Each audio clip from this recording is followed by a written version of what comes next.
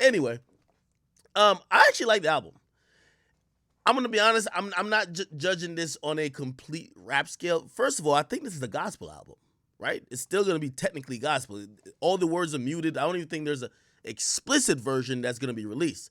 I could be wrong, but Kanye did say he's not doing secular music anymore. It would assume, or it could be assumed, that this album will be a gospel album, right?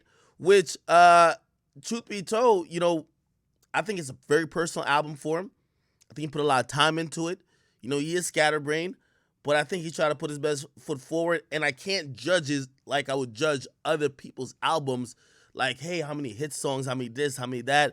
Like, I think it was good. I don't think it was phenomenal. I think it was good. There's certain songs I really like, certain songs I could do without. I do think Kanye used the people to A&R the project, right? Or executive producer project, whatever you want to call it. And the verses that y'all heard at one release or listening session that you didn't hear at the other one, he put back on the joint. So, and that's why there's so many part ones and part twos. So I give him credit for that. I don't think it's a trash album. I think it's a very personal album.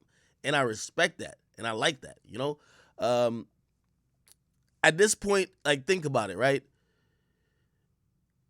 And not to use almost like his arch nemesis Drake, but like, we love personal stuff from Drake, but like Drake has told us everything. You know what I mean? The only thing he ain't tell us was the kid shit. But after, like, you get to a point that it's only so much you can let people in. After that, he's just rapping about his cars and rapping about his ops that we don't know who they are. You get me? So again, the mere fact that we always knew, I think we always wanted an album like this from Kanye, or at least wanted him to touch on the subject matter. And I think he always wanted to. It felt like this was a mission for him. I think we know that his mom passing away altered the trajectory of his life, altered his actions, altered his state of mind. And it's hard for me to listen to a project that seems like a tribute project and be like, trash. You know what I mean? Or like, this is as close and as personal it could get. I remember who did a tribute, project not too long ago. And it's hard to judge somebody's tribute project because they're dedicating it to someone who's not here, and they're trying to use their memories, their own thoughts, their own feelings. They're also probably thinking about what that person would have liked, you know? And I do think, his mom would have wanted him to go in the gospel route a little bit, So him being full forced into that and him producing an album like that, it's hard for me to just come out and say anything other than either I got it or I didn't. And if I got it, that means I probably did like it to some extent. So I think it's good. I think it's good. You know what I mean? I don't even think this album, you can't even compare it to whatever Drake's gonna put out. Drake's gonna put out a bunch of hits. You know what I mean? Like, you can't compare it. So I respect Kanye for putting this out. And also I respect him for even putting it out even now. Like, drop it right now. Like, this is not even a competition type album. Like, you can't, like, this is a tribute album to me. You can't compete. You feel me? I do want to say the features on the projects. I feel like Kanye, and this is why Kanye is great. That's why, he gets more of a pass when it comes to like things or knocks against, usual other artists when it comes to writing and stuff like that. Kanye is the producer. Like, we look at him still like the producer. Now, remember on a couple songs, he got into some flows and pockets. We all know Kanye could rap, and like, he's somebody who could flow and he got bars when he wants to. But when it comes to like the features, like, I give Kanye credit for the features killing it. I heard some people say, the features carried the joint. Well, you could say the features carried it, but them niggas can't carry their own projects. I'm like, no disrespect to some of the niggas we talking about on the album, but Kanye, like, some of these niggas, like, Kanye got 2 washed up niggas on there I thought was washed. Them niggas, they sound better than they ever sounded. He got even 5 Foreign on that shit, sounded amazing. This is the first time I heard 5 Foreign rap coherently without acting like he was reading a haiku, and he ain't say bow one time. This is amazing. Kanye needs the credit. I'm sorry. We got to give Kanye some credit for that, okay? So I'm giving Kanye credit for bringing the best out of people. So I don't want y'all, like, think about My Beautiful Dark Twisted Fantasy. To me, it's on my short list. If you're going to ask me on top 10 albums of all time, My Beautiful Dark Twisted Fantasy is up there. It's up there not only because of bars, and most people judge hip-hop off bars. It's up there just because of music. You know what I mean? And when you create an album like that, right? And y'all love the album, right? If you create an album like that, it's not only about him rapping 90% of the time, it's about the music production, it's about the vibe, the aura. And to be honest, like these Donda listening parts help kind of create that scene too. But like, remember around that time when My Beautiful Dark Twisted, it was about the orchestra. It was about the choir, the fucking harp, the person with the violin. Like all of these things made what Kanye was doing more than just rap music, right? For most people, we're like, yo, where's the hot beat you're gonna rap on, and what's the catchy hook? With Kanye, like it's kind of different in what he's doing. You know what I mean? Like most of these songs, he's letting the instrumental cook for a minute. Like this seems like a musical piece. Now, if we had to put it to a genre, I'm saying gospel, but Kanye puts together these musical body of works where I don't look at him just like a rapper. I look at him like almost like a conductor, and he's having all these pieces and he's figuring it out. You know what I mean? Like, like to compare it, I would say like a Quincy Jones esque type, compilation. So whether you heard Kanye, some of y'all were like, oh, he got carried by a feature. Man, Kanye made this shit happen. You know what I mean? Like, I'm telling you, all these niggas sound better than they ever sound by themselves. So I'm going to give Kanye the credit. Somebody said Beethoven. Yeah, to some extent, yeah. I'm going to give Kanye that for what he's doing. Another thing, what Kanye's doing, no other artist is doing. You know what I mean? Again, he's taking risks that, like, as much as we fans don't want to admit it, we like when the artist don't take no risk. Like the moment the artist takes a risk, and if he misses, shit, he missed with Yeezus, and I called it trash, right? And I was like, get out of here with that. But he probably needed to make Yeezus to what was the project after that? Yeezus was 2013, right? Am I tripping? Was it The Life of Pablo? What was The Life of Pablo, right? It was The Life of Pablo, correct? He probably needed to make that. Just like he needed to make 808s and Heartbreaks to make some of his later work. So, I'll give credit to somebody like Kanye for doing that. I know the conversation, especially leading up to this week, which, by the way, we could get into slightly. If I'm skeptical if Drake is dropping. I'm skeptical. And I've asked him directly. And, he just liked my post. I was like, you dropping, bro? He just double tapped. He didn't even say yes or no. But anyway, the reason why is, and I'm not gonna look into that even dynamic because he usually answers my question. But still, it didn't feel like Drake was really announcing some shit. Like, we don't have an album cover. It was just one random shit on ESPN. Like, it just seemed kind of weird. Like, he's not even acknowledging the album dropping, like, at all. Like, the nigga's still like showing him in the studio kicking it with his friends. Like, he's not acknowledging. It doesn't seem like a nigga who's on a rollout. Like, yo, Thursday, I'm going to be on OVO Sound on Sirius XM. No, he ain't saying shit. He's just, okay, album coming. This don't seem like how Drake would like to roll out an album, if you ask me. Also, I still kind of feel like Drake wants to have these moments of the lead up. And right now, what's the lead up single for Drake's album? Granted, he doesn't need a lead single, right? You don't need a lead single at the moment, right? But the head of steam, pause, that he was headed into Scorpion with God's Plan, I think made for a different reception. You got to realize Drake is hit driven, while Kanye, there's probably going to be some hit in this mix. There's a couple songs I kind of like that could be like kind of radio records and be like, oh, that's the hit. But like immediately, I don't look at Kanye like he about to have a hit. I look at him like he's about to have the body of work.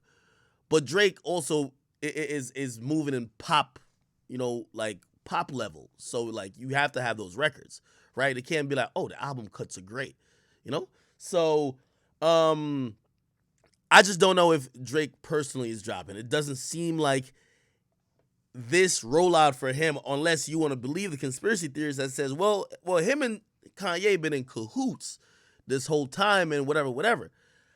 Like, no disrespect, but I don't think with or without the quote-unquote beef with Kanye, the hype for Drake album would be any less or any more. He hasn't dropped a project in 3 years. Yes, he did drop the Dark Lane demo tapes, but we've been waiting for this next project, which ends up being Certified Lover Boy. and he's at a pretty pivotal part of his career. So I just feel like you don't go into it will be 5 days till September 3rd, and you just go in there with one ESPN. Like, he's not even talking about it. You know what I mean? At all. Now, truth be told, I think he's gonna clarify some shit now that Donda's out, and I think that's a dope move on the behalf of Kanye. Don't wait for Drake. Drake trying to mind fuck Kanye so bad. Like, that's one of the things when people say, yo, Drake, Kanye's pressed.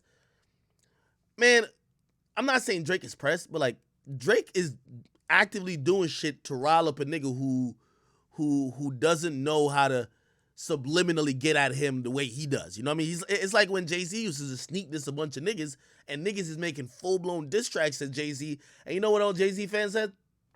They ain't even talk about you. Like, you're obsessed. You're like, what the fuck? This thing been dissing me? Like, so again, I completely believe that they're playing these like mind games, and that's why I think maybe this might be a Fox or a fake album release date, but it might be real.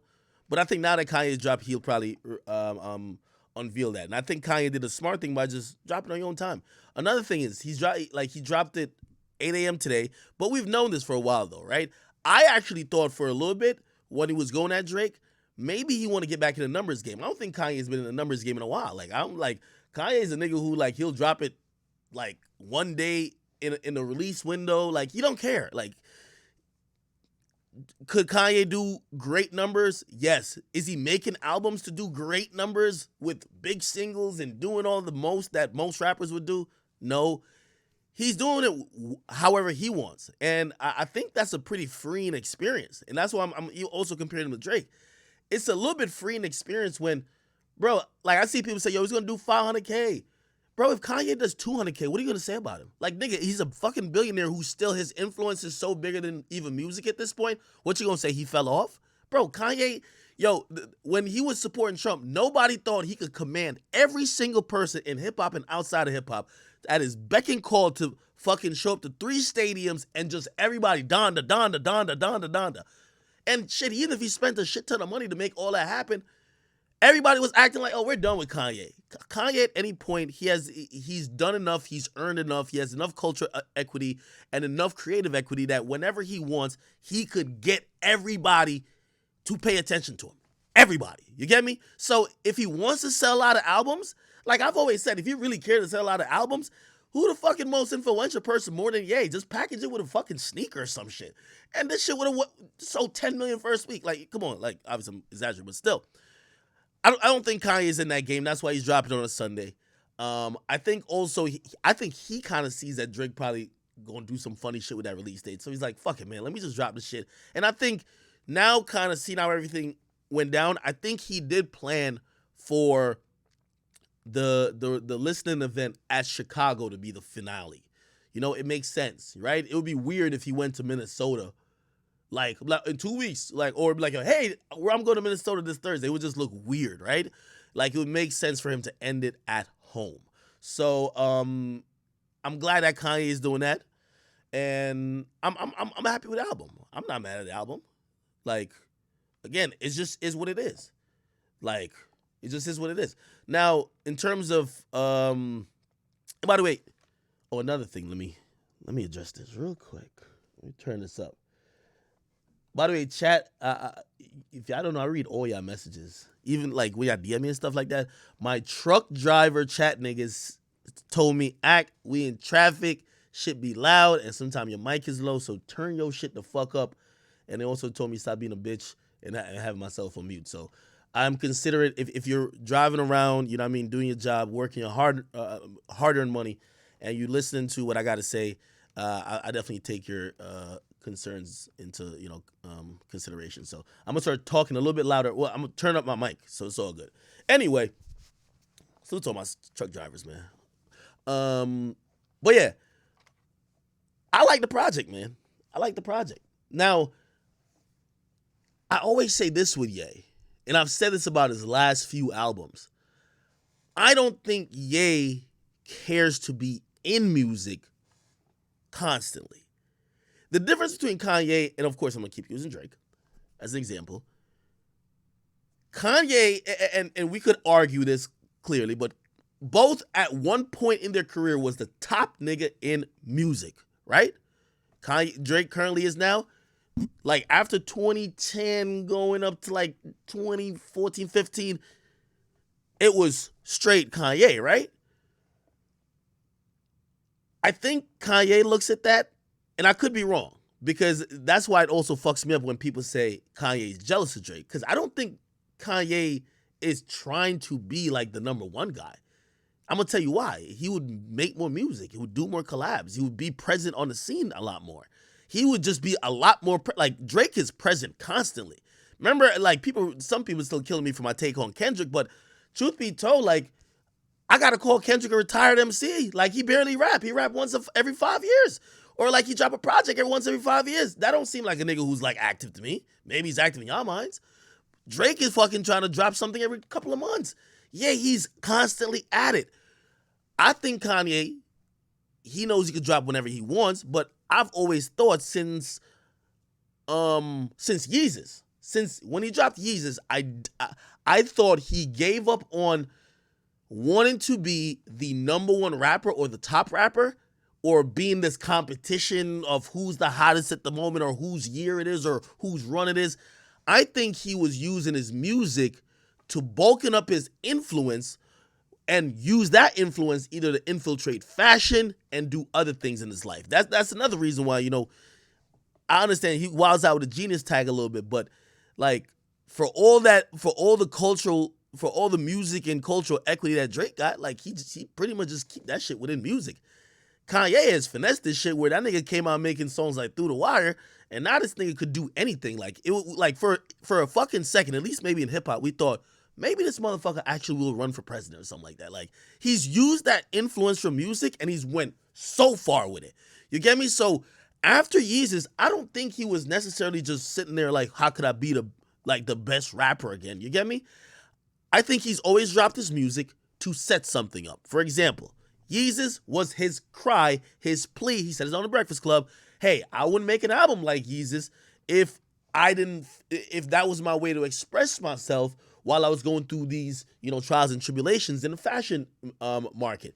He came back around with The Life of Pablo. I thought The Life of Pablo was really for him to set up even some of the things he has now. I know he's on the board of Gap, right? Like he has a huge Gap deal. He's with Adidas, right? He figured out all that shit, and I think that's where The Life of Pablo came in. I think Jesus, what was the name of the gospel album? What's the name of the gospel album he dropped? Tell me.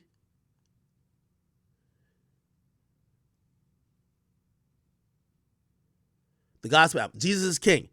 I think that was really to set himself up for another phase in his life. I don't think it's necessarily just music. That's what I was trying to say. I think him doing the Ye album, the Ye 7-track EP, and then the Kid See Ghost with Kid Cudi. I think that was solely to set up what he wanted to do in terms of, kind of production wise and just kind of putting everybody on his label on. You know what I mean? Because like a lot of these good music people they kind of grown impatient. So I think he wanted to do that for them.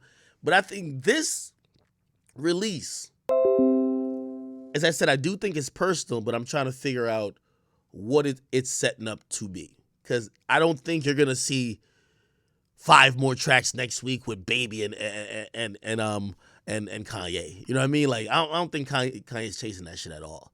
Like he made his mark. This is obviously the biggest moment in music this year, and now we're gonna see what he does next. So we're gonna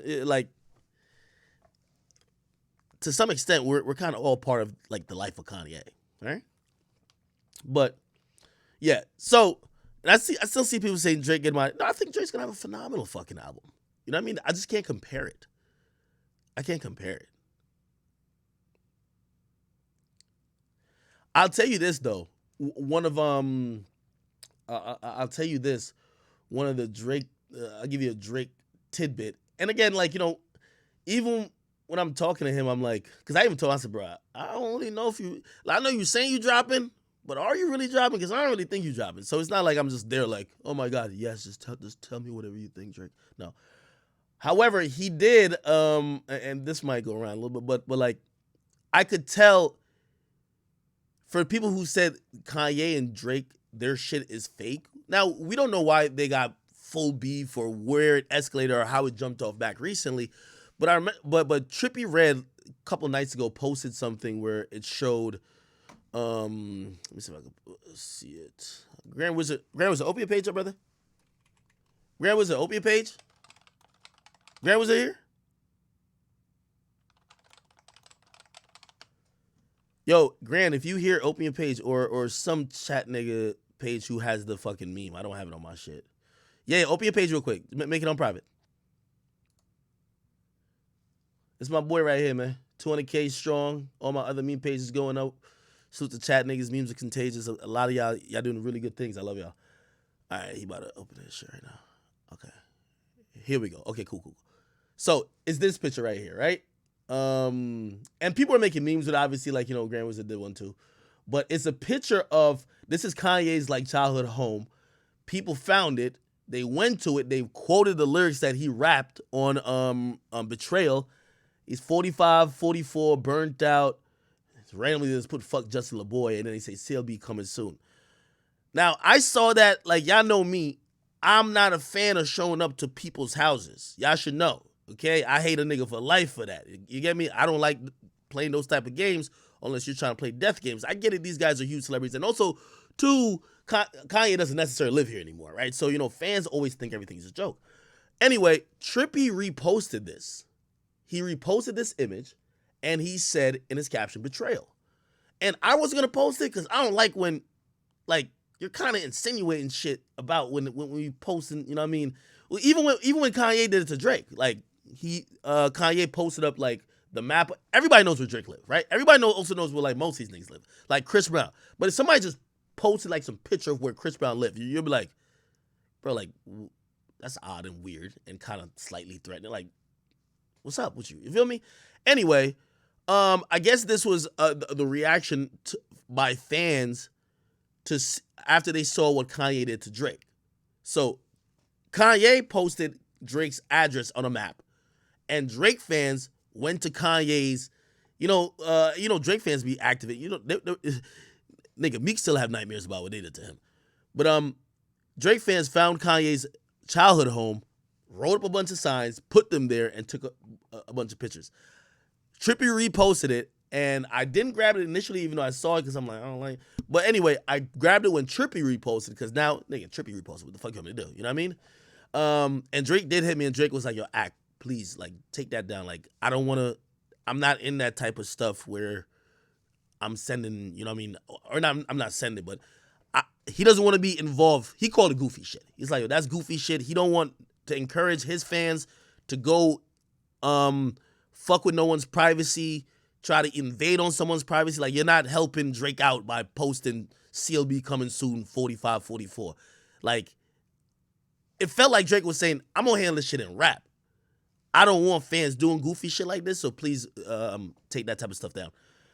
And I think that's cool, and I think that's dope in terms of what, like, Drake trying to be responsible to that extent. I wish fans would realize that your favorite artists don't want you doing the goofy shit on their behalf. Because you know what happens?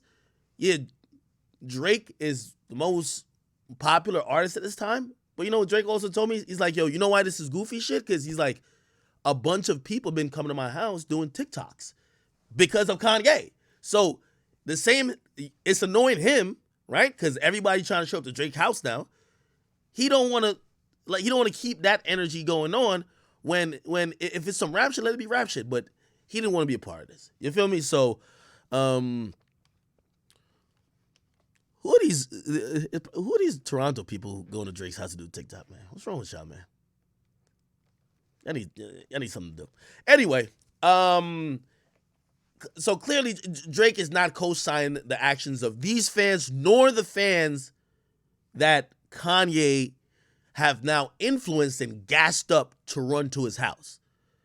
You know what I mean? Like, this becomes dangerous. Like, these guys, first of all, Drake moves around super, like, if Drake has to spend at least like $2-3 million on security every year, right? From like personal motorcades and entourages and just security to flank him every which way, like he's Drake, right? You're actually doing that to protect yourself from real danger. You're not doing that, and then people running up to your crib, they're trying to do TikToks. So I completely understand that. Feel me? Somebody says, ain't nobody going to Wyoming, Crody. Oh, man. Kanye got a couple houses, though. He got one in Calabasas. Does he own this? I think he does own this, right? I think he owns this house. And I think Chicago may have protected it like, yo, no one could, like, knock it down. Might be wrong there. And obviously he lives in Wyoming.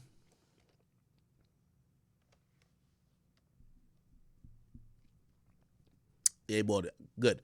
But yeah, chat.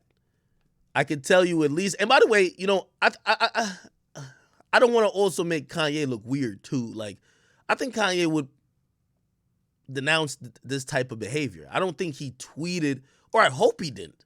I hope he didn't put up the nigga's address to try to have fans go troll him. Like, I hope so. It was weird though watching Kanye put up a map of Drake's address. Like, what does this mean? Like, it makes me think like, yo, like Kanye is having this whole reaction to being bullied. And you know when you've been bullied? I remember there was a nigga who was trying to bully me. Like, I grew up in Jamaica, so elementary school is kind of called primary school. It's from like 1st to 6th. And there's this one kid who was bullying me. Like he would just always have jokes this and third. And like, I was just always like just doing schoolwork and shit. And I remember just one day I just got so fucking frustrated that I didn't even know I had this fucking strength in me. But like when you get bullied, you always get to that point. And hopefully, you know, for most students in the United States, like hopefully they don't, like white kids, they shooting up the school. Like, like they get bullied a little bit. They whisper to their black friend, their only black friend, don't show up tomorrow. It's over.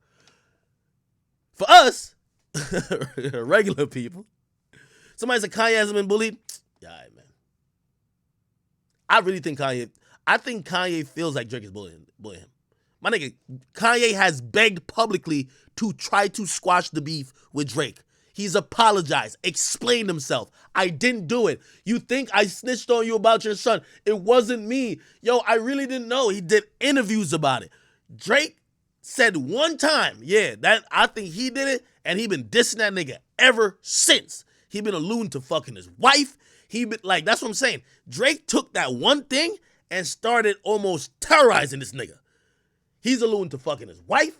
He's rapping about like circling the block, like all type of shit. I'm telling you, Kanye been on like that's. I used to feel bad for Kanye when I was talking about like what was going on at the time when I was on Everyday Struggle, because the nigga was like, yeah, I showed up to his doorbell and I rung it. Like he looked like he was trying to bring milk and cookies to Drake, trying to cop a plea, and this nigga Drake just had his foot on his neck. So I think Kanye's at the point. Like, look at the text. Like, y'all gotta look at the text, right? Look at the text. My nigga, that's what I was using it to compare to my story because the nigga was bullying me. Nigga, that one day I got fed up, bro. I gave that nigga a Lil Reese 300 combo, and he was bigger. You know what I mean? Like, I grabbed that nigga and I flung him. Nigga, I don't know where that strength even came from, brother. I can't even tell you to this day. But it was out of first, and truth be told, it was like, you know, I'm gonna keep it real. Like, I remember I was a little emotional too, because like I was like, yo, stop fucking. Like, I was kind of like tears in my eyes. It's cool, bro. It's like you're a kid, bro. Like, you feel me? But like, I had hella strength. I was like, what the fuck? My Superman. But anyway, so I understand when you get to that point where you break down and you're like, yo, this nigga is fucking with me. I just think Kanye was there. I could be wrong. I'm just telling you, I can only use my experiences to come up with my theories, because these niggas ain't really saying a lot. You feel me? Like, they're not saying too much. Let me see if I can find it. Where's the Kanye post where he puts the Joker shit? Damn, I don't know how much I've been. Oh, I think it's coming. Right here. Bro, just read this shit.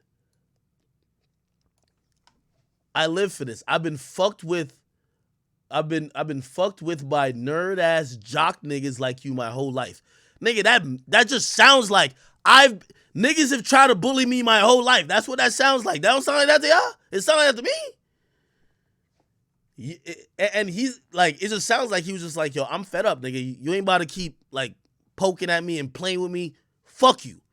And I do think he went a little far by putting up the address, kind of showing, all right, nigga, whatever you with, I'm with.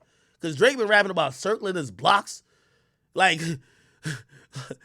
yo, this nigga Drake giving out like a Siri address to be like, and I went to the left, then to the right, up the block, then I stopped. I think he's giving the direction to the nigga's crib. In a song, the whole time we bopping like, we doing a block boy dance. Yo, this nigga Kanye trembling like what the fuck? I'm telling you, bruh. So I think that's what Kanye fed up with that nigga, man. You fed up with that nigga. That's why he add Pusha to the convo. He's like, fuck that. He tired of apologizing. Remember, he was at the apologizing stage like, yo, man, yeah, I don't know what happened. Like, I didn't do anything to him. And if anything I did resulted in that song being produced or the info getting out there, I'm sorry. Like, now he's on some shit like, man, fuck that nigga, man. Fuck that nigga, man. What if Drake dropped today? Drake ain't dropping. That's another thing, though. Drake definitely not dropping. Nigga, Drake also, and this is what I'm saying, where Kanye's at is a very freeing experience, I would imagine, for him a bit. Especially if he doesn't have that inner desire, because he did already. Like, yo, I gotta knock Drake off the top spot. If that's what's motivating him, you're going to be dropping music for a long fucking time. You're going to be doing features. You're going to be in the studio constantly, nigga. You'll never put out a pair of tennis shoes again in your life. Because that's what Drake does all the time. All he does is rap. Like, nigga, you're over here trying to build silos. You're in fucking Wyoming digging for oil. Like, you're in Paris, like, trying to fucking make the new crop top that Kid Cudi gonna wear. Like, you doing all type of stuff.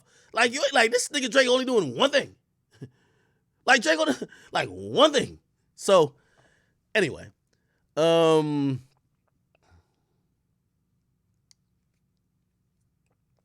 Drake ain't to me giving my reason why I think Drake ain't gonna drop today.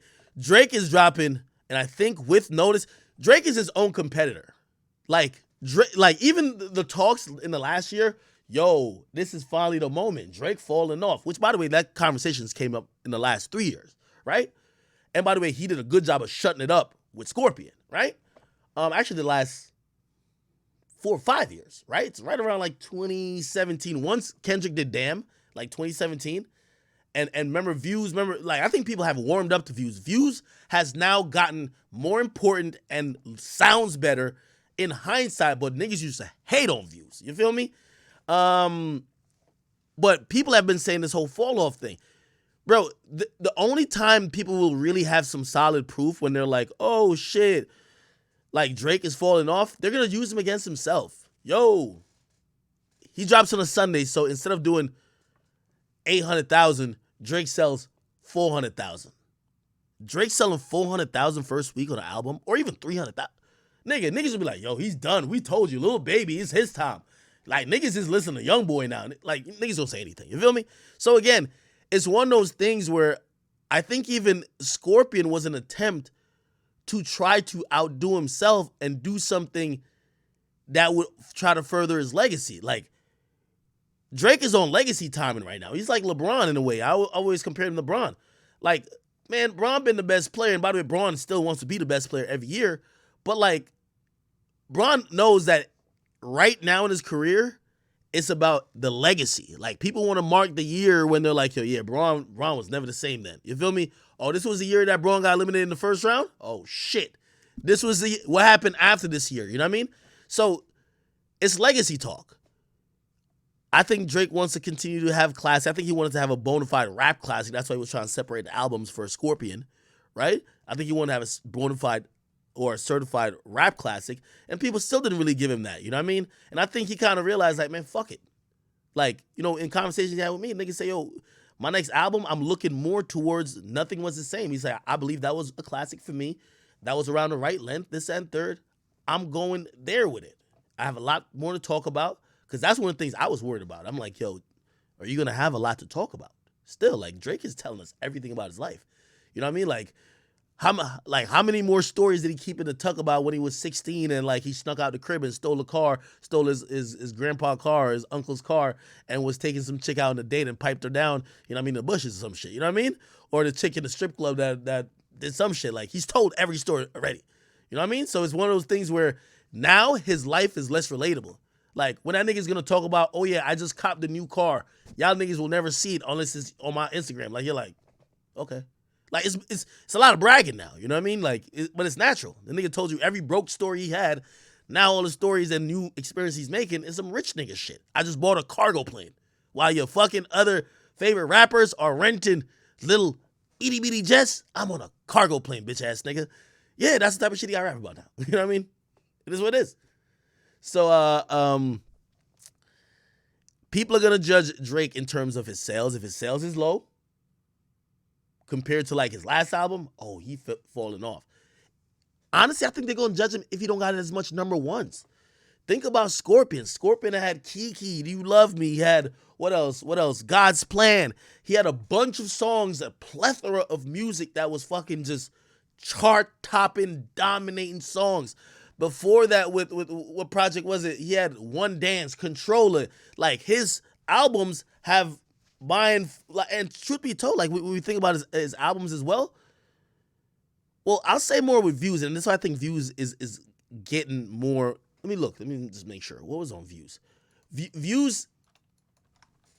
Views sounds better, and we look at it better over time because successfully, even though it came out in 2016, successfully, I think Drake was able to change the sound of music.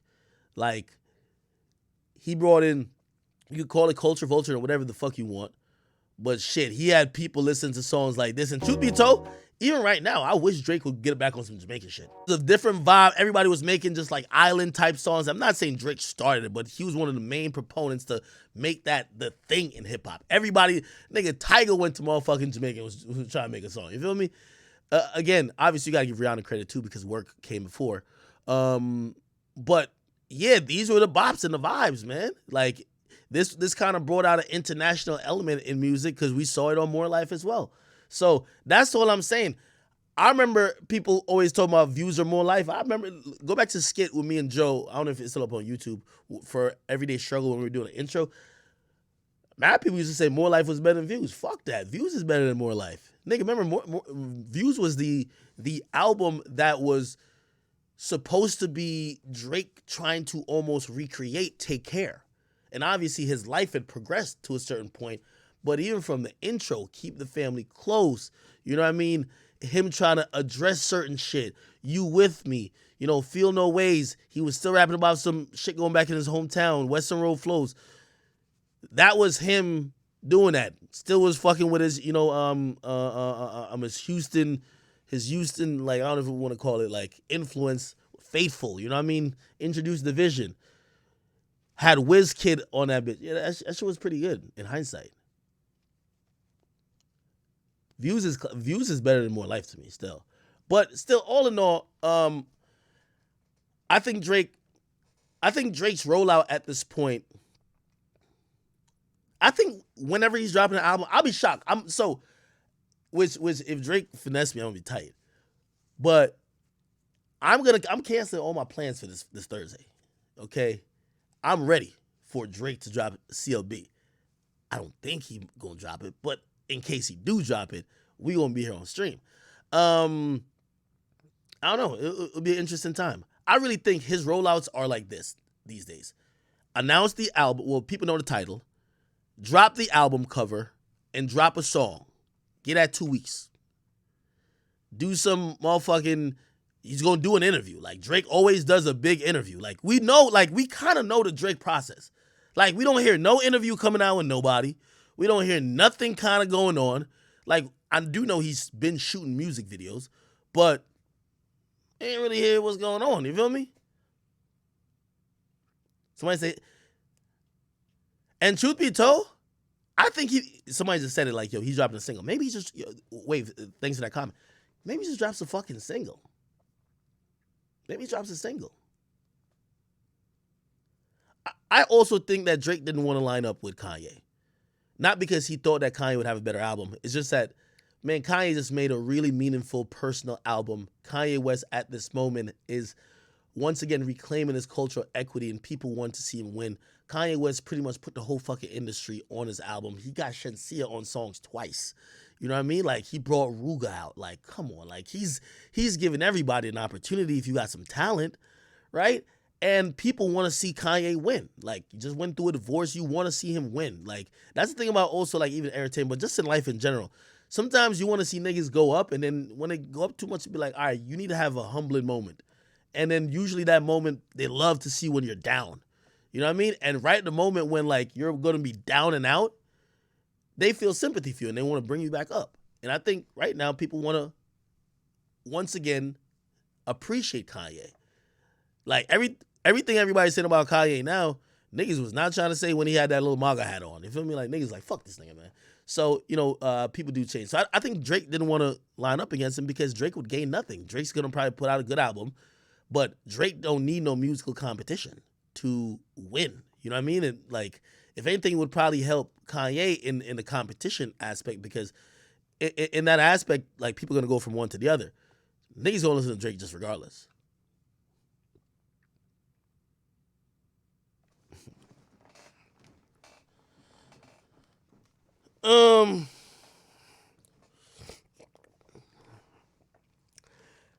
Lil Tecca. So, all right, if you guys don't know, man, Lil Tecca, I got it up here somewhere.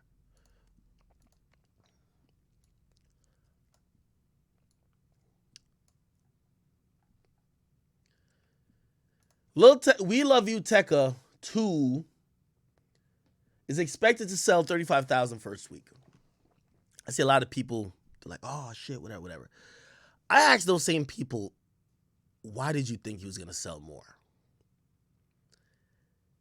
I told you guys this long time ago. There's artists that are making meaningful music, like Cole could go away and come back and sell 300,000.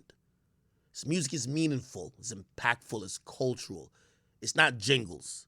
Respectfully to Lil Tecca, he makes jingles. Jingles that sound good. By the way, there's a song on his album, I love it. Never Left. It's dope jingle. But what some fans don't realize, Tecca is different from even like a Uzi. Uzi's music has emotionally affected most Uzi fans.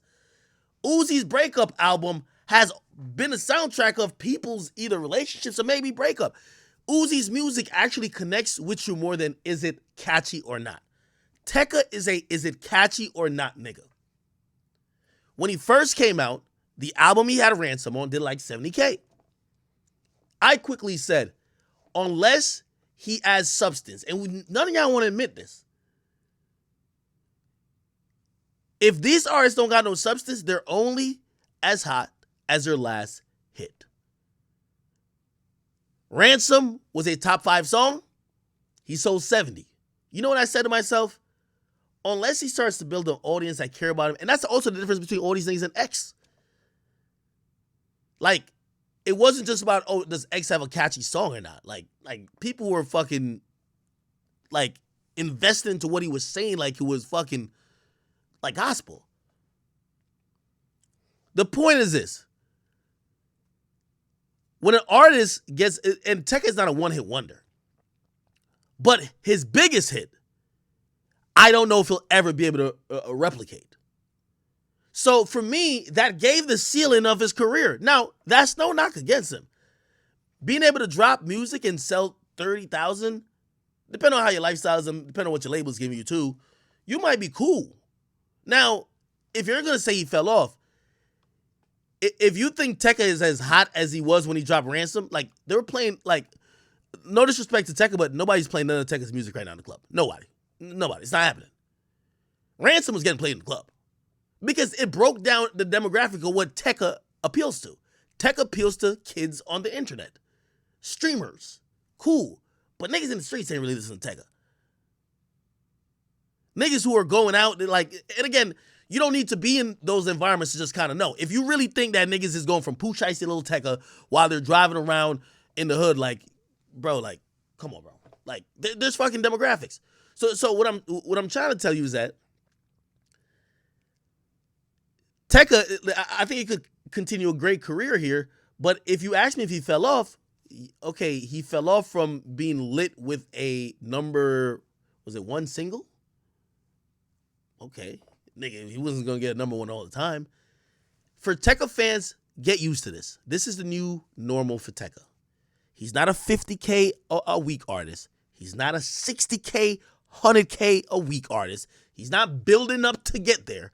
He's a 35K, maybe 45K if he gets a really hot song.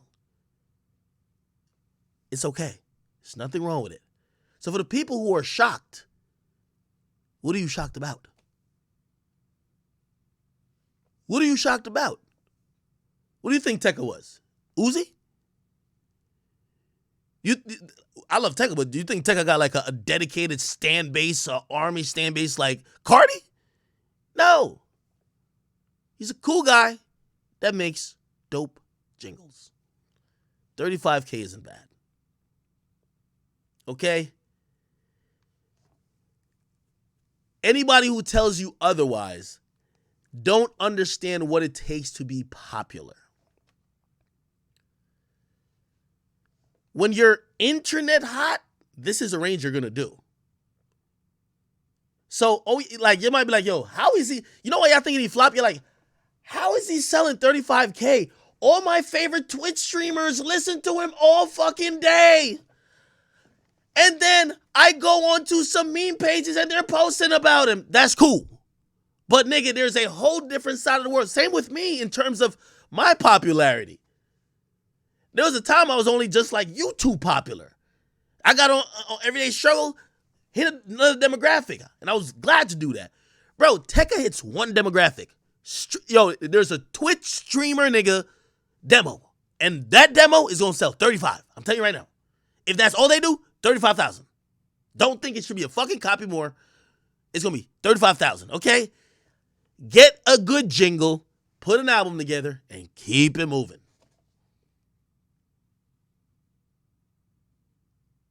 Y'all don't want to hear the truth.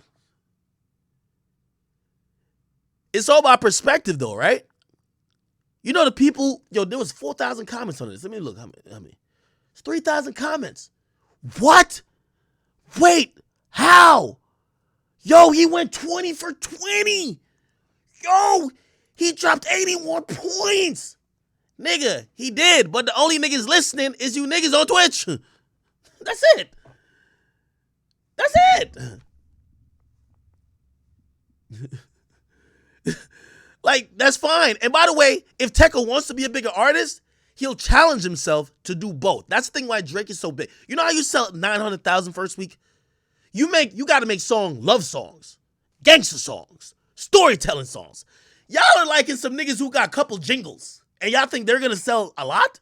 No, you're hitting niches. Drake hit every fucking niche. Hey, Brazilian niggas like music too? I bet. He does a song in Portuguese. Oh, Spanish? Yo, Bad Bunny, come over here. We do a song too. Oh, word? Yo, Block Boy JB. Hood niggas. Every hood nigga come over here. Baby, you too, nigga. I need some hood fans. Come here. I want to be bumped in the streets.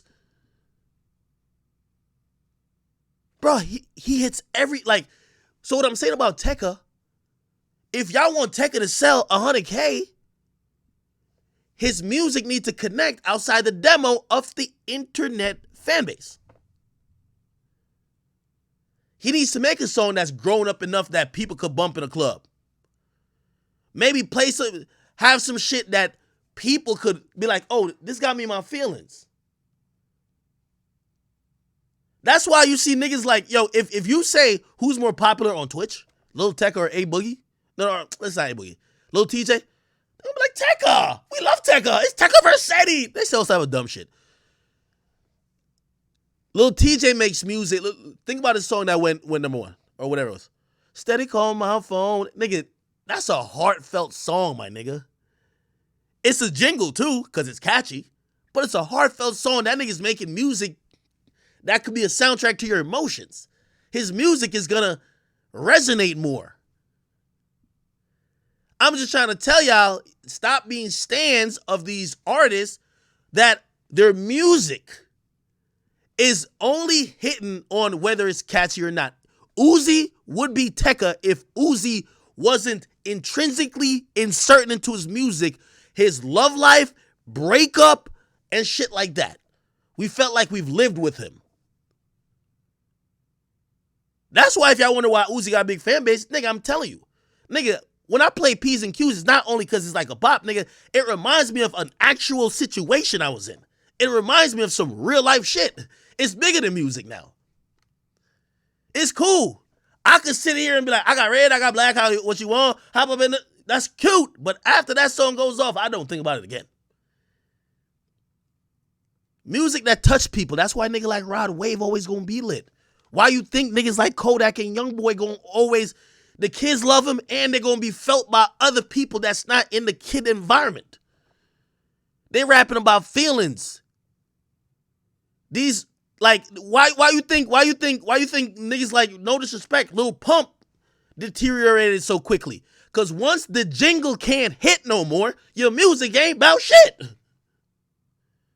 Respectfully, even to I know you don't want me to say his name, Ugly God. But all them niggas. I'm talking about any rapper who don't got no substance to your music. And once, first of all, sometimes having a jingle, and when I mean jingle, a catchy song, is a byproduct of the time you're in. Man, there was a time niggas just wanted to hear that Gucci Gang, Gucci Gang, Gucci Gang with a simple beat. Now, niggas is like, yo, that remind me of when I was 16. I'm like 19. Got something new? And a lot of people can't fucking recreate it. And sad to say, y'all don't admit it, but that's why, like, you know, people will still have, the people who rap about feelings, rap about real shit going on, Kendrick rapping out, like, those... Their music is bigger than the fucking song. Their fan base is going to be bigger than just a platinum plaque or not. These other dudes, like think about it. What's that nigga name? Corvette. Niggas don't even give a fuck. Yo, nigga had 30 people watching him on live recently, bro.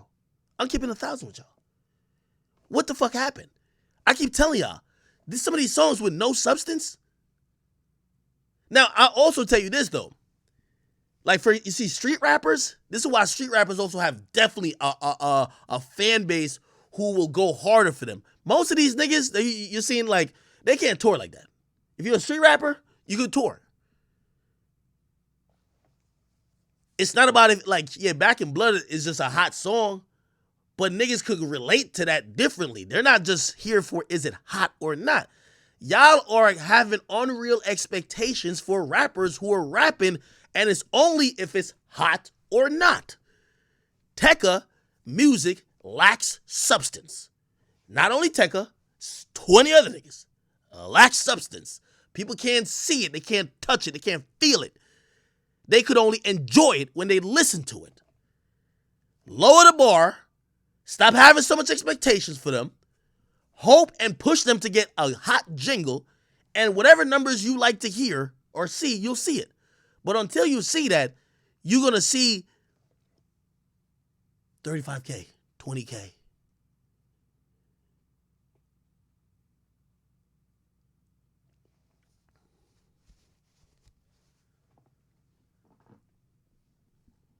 Trying to tell y'all, man. And substance, sometimes people, like, sometimes with the gangster niggas, like, you might be like, well, what type of substance are they rapping about? People are listening to the music and then trying to use that as a congruency or parallel to their life, a soundtrack to their life. That's the substance. People believe Pooh Shiesty that what he's rapping is what he's living. That's what I was telling you about when Tekka said, oh yeah, I'm rapping about two twin Glocks. I never even touched the gun. The fuck are you talking about? Instantly was like, okay, cool. So this is nothing that's matching his lifestyle. There's nothing that's real about this. It's only if it's hot or it's not. Cool. But you put yourself under the pressure where you need to come out with the hottest fucking song.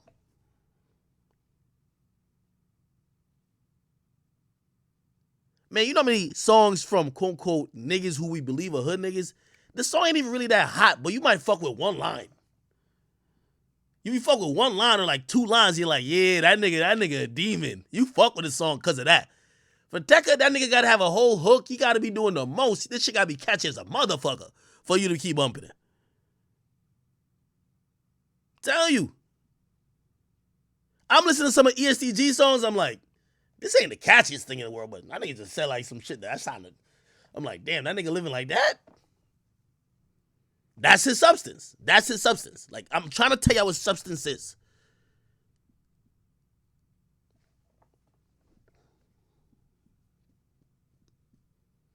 Trippy's always had substance to me. Anybody who raps about heartbreak and love, they're gonna have substance.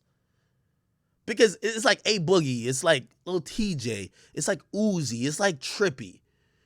Like, granted, you might be like, oh, Trippy should be selling way more, but truth be told, when's the last time has Trippy had like a big ass hit?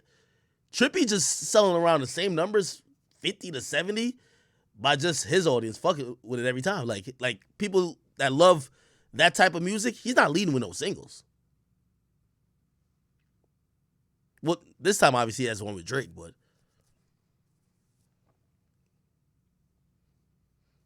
same with Boogie, man. Boogie's an album artist. I go back and I listen to 3-minute conversation, 4-minute conversation, come closer.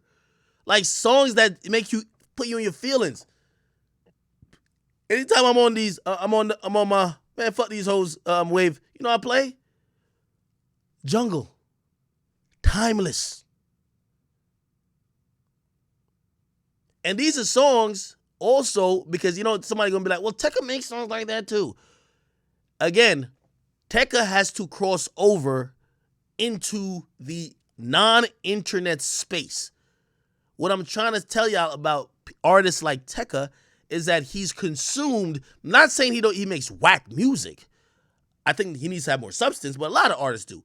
But he's only being consumed for the most part by internet kids. They're not going to buy the album. They're going to stream it. And by the way, Tekka got great, look. Tekka got amazing placements this time on playlists. Look. Like there's no even excuse for him. Really. Look. 14 million people. Oh, they just updated. They just updated, I could tell. Because he was number one. Tekka was number one. They just updated. Clearly, Kanye's album just dropped right now, so they updated it 3 hours ago. But in terms, look, repeat it. Where's the other one? Chopper Shoot the Loudest, whatever that is. And I think Never Left is on it. Like he has 3 songs in the top 25 songs on the Rap Caviar playlist with 15 million people. Like they're giving him a lot of label support. What the fans just don't want to understand is what y'all think is so popular is not popular. It's not popular. Like, with all due respect, like, y'all looking at a subset that, you know, the world is way bigger than what it is. You know what I mean? At times when I think I'm popular, I get to realize people don't even know you, nigga. That's what y'all want to understand. So if y'all want y'all artists to get bigger, push them, man. Tell them niggas, yo, hey, it's only so many jingles you can make, nigga. Make a heartbreak song, something like that. Or nigga, like, venture out into other shit. Nigga, go do a song with, like, a rapper in another realm or some shit like that. Like, you gotta get bigger. But other than that, I don't think these are bad numbers for Tekka at all. I think him flopping would have been 20. But his last album did 35. This album did 35. That's not flopping to me. Or this album's about to do 35 around. It's not flopping to me. It's called Maintain It. In this music industry, shit usually have peaks and valleys. So you never see a stagnant line. You feel me? Somebody said call annoying. Man, is annoying even around? I don't think he's around, bro. I'm gonna be honest with you. Let me see. I'll look in this Discord. And there's nothing wrong with it. Like, by the way, annoying loves Tekka. Like, nigga, I like Tekka too, but also like fans are unrealistic, man. Like, y'all want me to put in perspective even more, even though I feel like I've driven home this point good enough. Like, DDG is popular. He's super popular on YouTube. But when he dropped his album, he did 12K. 12K is good for him. Because what you might think is just YouTube popularity, doesn't equate to like do you know how many like let me pull out the calculator right now. You know how many streams it's gonna take in a week? So let me do the math for y'all. So this is why y'all gotta like check what y'all think is popular at the door. So DDG sold 12,000 first week. Let's multiply that by 1350. That's a new number. At 16 million streams. Okay? Now, let's keep in mind that consumption is consumption in the US, right? No, consumption is about like the US is about 40%, 40 to 50% of your audience. So the number you see as streams on Spotify, that's global. Billboard, anything with a chart, don't give a fuck about what a nigga in Brazil think. Give a fuck about what a nigga in Nepal was streaming. They only care about US. So you need to get 16.2 million streams of your album in that week, right? Number one, if you're a YouTube guy, right, which a lot of young artists, they be running up on quote unquote YouTube. YouTube counts like 12 streams as one. And then they have different algorithms for if the person's logged in or not. And then they stop counting after a while if someone watches it too much times. So whatever you think, be like, oh, well, DDG gets millions of views on YouTube. Okay, cut that out. Because it might be 5 million views that came from his YouTube. They're probably counting 800,000 as streams. Well, all right, so if it's 5 million views, actually less than 800,000.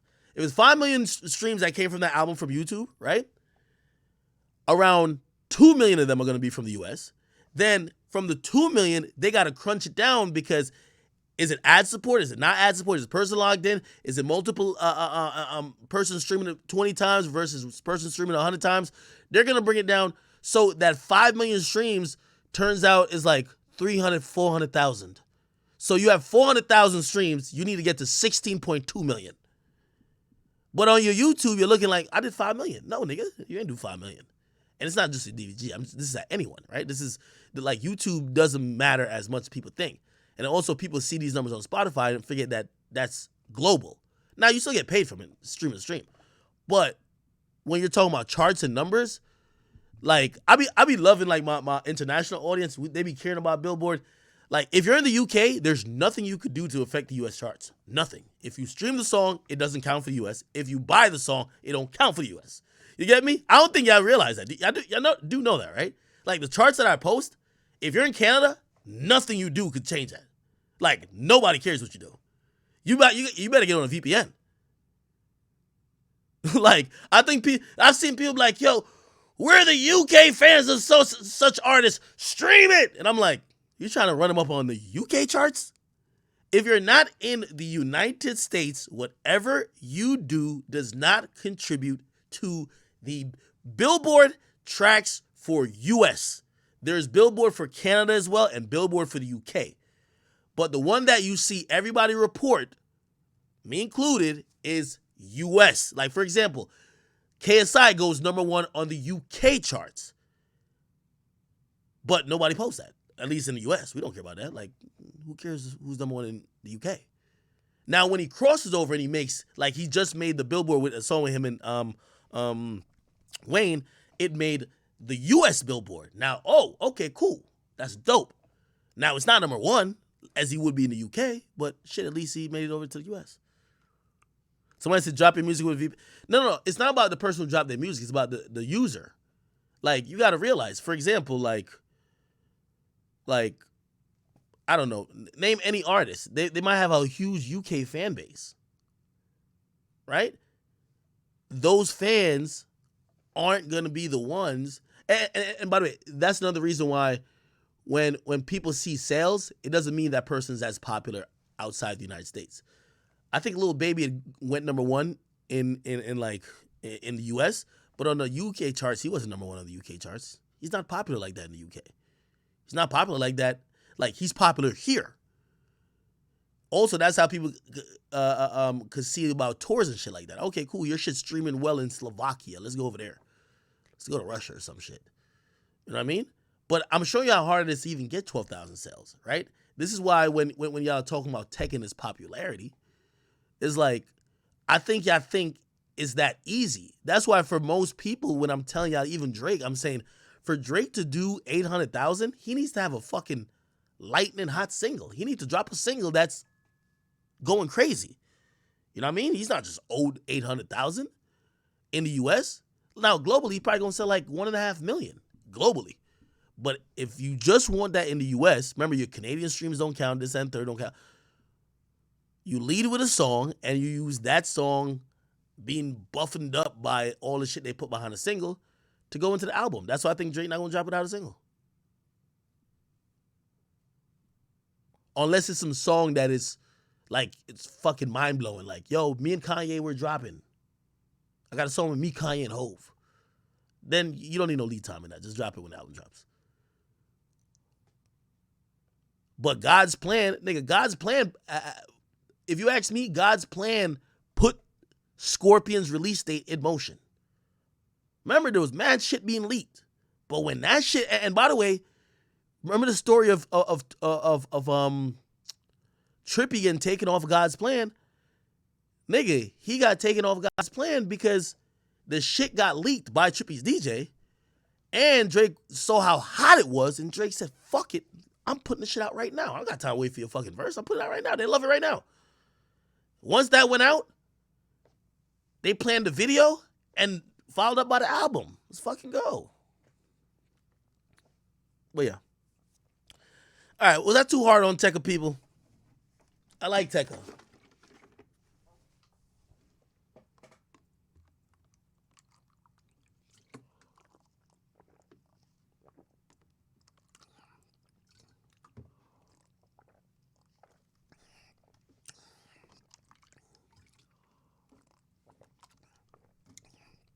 The point is, what I'm trying to say is that if you think Tekka flopped, it's because you're delusional. Tekka did what he's supposed to do. Nothing higher. And he didn't do too low. But if you thought he should have did way amount, like for example, salutes my nigga Lil Boom in the building, right? Boom's a rapper, he's doing his thing, whatever. Got a wide variety of music too. But there might be certain songs that pop Boom off, or maybe he goes in a certain direction.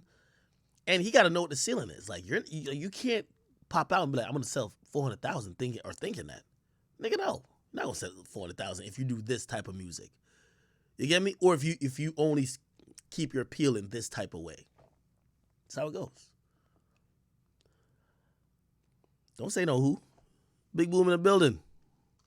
I know he said he'll do like 60K.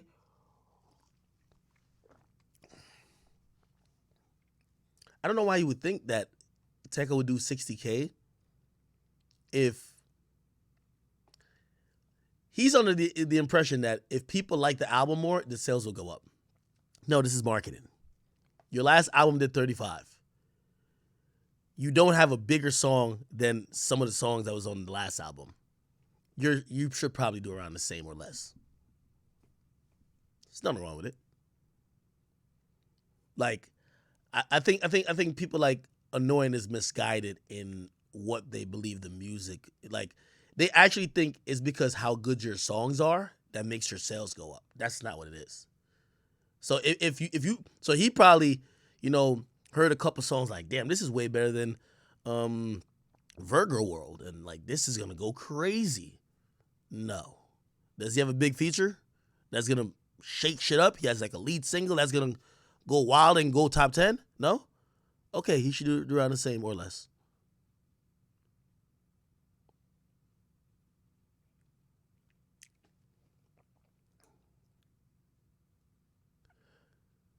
All right.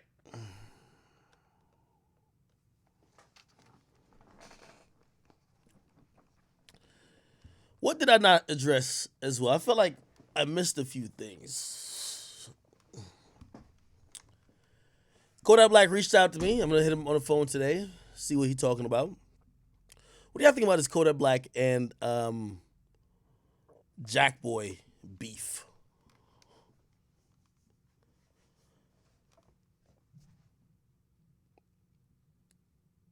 like most things, I actually believe that there's merit on both sides.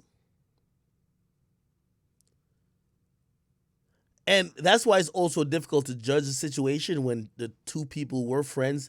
And who knows? I know they're talking crazy about each other, but they might become friends again.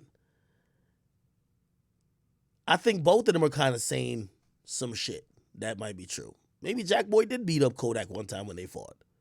Who knows?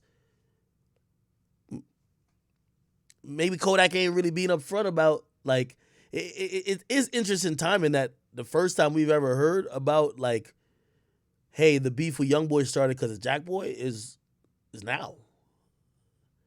It looked like Kodak was riding along.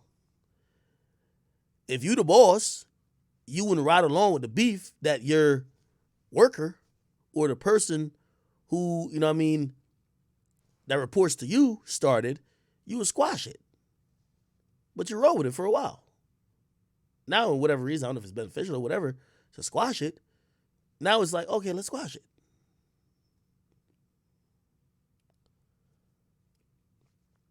It just seems odd.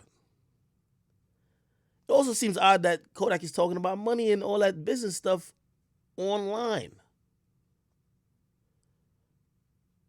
Also, again, I wouldn't care to know, but Kodak's talking about it personally. He's saying that he missed out on money for Jack Boy. By the way, that's business. So if I sign somebody, don't matter if I sign them for nothing. If later on my influence and whatever, my promotion, blah, blah, help them blow up, and then somebody else like Atlantic wants to come in and give them a bag, give them $1,000,000, I'm owed money off of that. Like, nigga, I made the initial investment, even if I sign a nigga for $50, I deserve a percentage off that $1,000,000. So if Kodak is saying that, cool. But I also think about what label situation did they really have if Kodak has to sue. Usually you never hear the label suing people. You hear Atlantic suing these niggas? No. You hear Rock Nation suing these niggas? No. You hear niggas trying to sue Rock Nation and niggas trying to sue Epic and Interscope and shit like that. You know why? Because it's already written in contracts. It's written in stone. For the most part, if you're signed to a label, nigga, the label collects money on your behalf, then pays you out. They take their cut, then they pay you out. You think these labels are giving the money to the artist, and the artist is like, all right, man, let me break you off this. The artist would never do it. These niggas are doing PPP loans, half of them broke. They would never pay the label. So the label collects all the money. And if you in debt, you don't see no money. And when there's an extra amount of money, they take their cut and they give you the money. That's how it goes. Right? That's why people get paid out by their labels. So if Kodak was in a situation, and let me start thinking business-wise. Let's say Sniper Gang, I'm guessing it's some type of, I don't know if it's a subsidiary or imprint of something, but let's call it a production company. If they sign Jack Boy, they should have Jack Boy in a contract that says, hey, whatever label, I don't know what label Jack Boy is on, whatever label reports to Kodak. So if he's gonna get a advance of $1,000,000, it comes through the label. They never like I can tell you this as a fact. Atlantic Records don't pay Lil Uzi Vert. They pay DJ Drama and Don Cannon, collectively Generation Now. That's how it goes. Like the label pays whoever. Like this is the music industry. It's a bunch of middlemen and all type of shit going on, right? Like the music industry is almost like a Ponzi scheme in a way. You get me? Like you get pimped out, and then after a while you get pimped out, you find somebody else to pimp out. You get me? And then you try to get out of your pimping. It's the same thing that Meek is trying to do. You know what I mean? Meek found a bunch of new niggas for Dream Chaser Records. He's trying to pimp them. But then while you're trying to pimp people, you realize, I bet you were getting pimped. So now he's trying to get out of his contract with MMG. But you know what Rick Ross is saying? Nigga, I'm about to buy a couple more estates, nigga. I need the money. Fuck out of here. Well, not like he needs money like that, but nigga, I'm not about to let you out because we homies or some shit. No, nigga, it's a deal. So it's confusing to me already that Kodak is saying he didn't get no money from Jack Boy, because I'm like, if Sniper Gang was his production company, you collected the money. So what you mean you ain't get no money if you collected it and had to give it to him? So something else is going on. Something else is absolutely going on. But also what happens is most of these dudes, they do fucked up deals. And sometimes it's handshake deals and like verbal agreements. And because at first they don't see no money, but that's the thing. When there's $100, I always say this. Nobody minds splitting $100.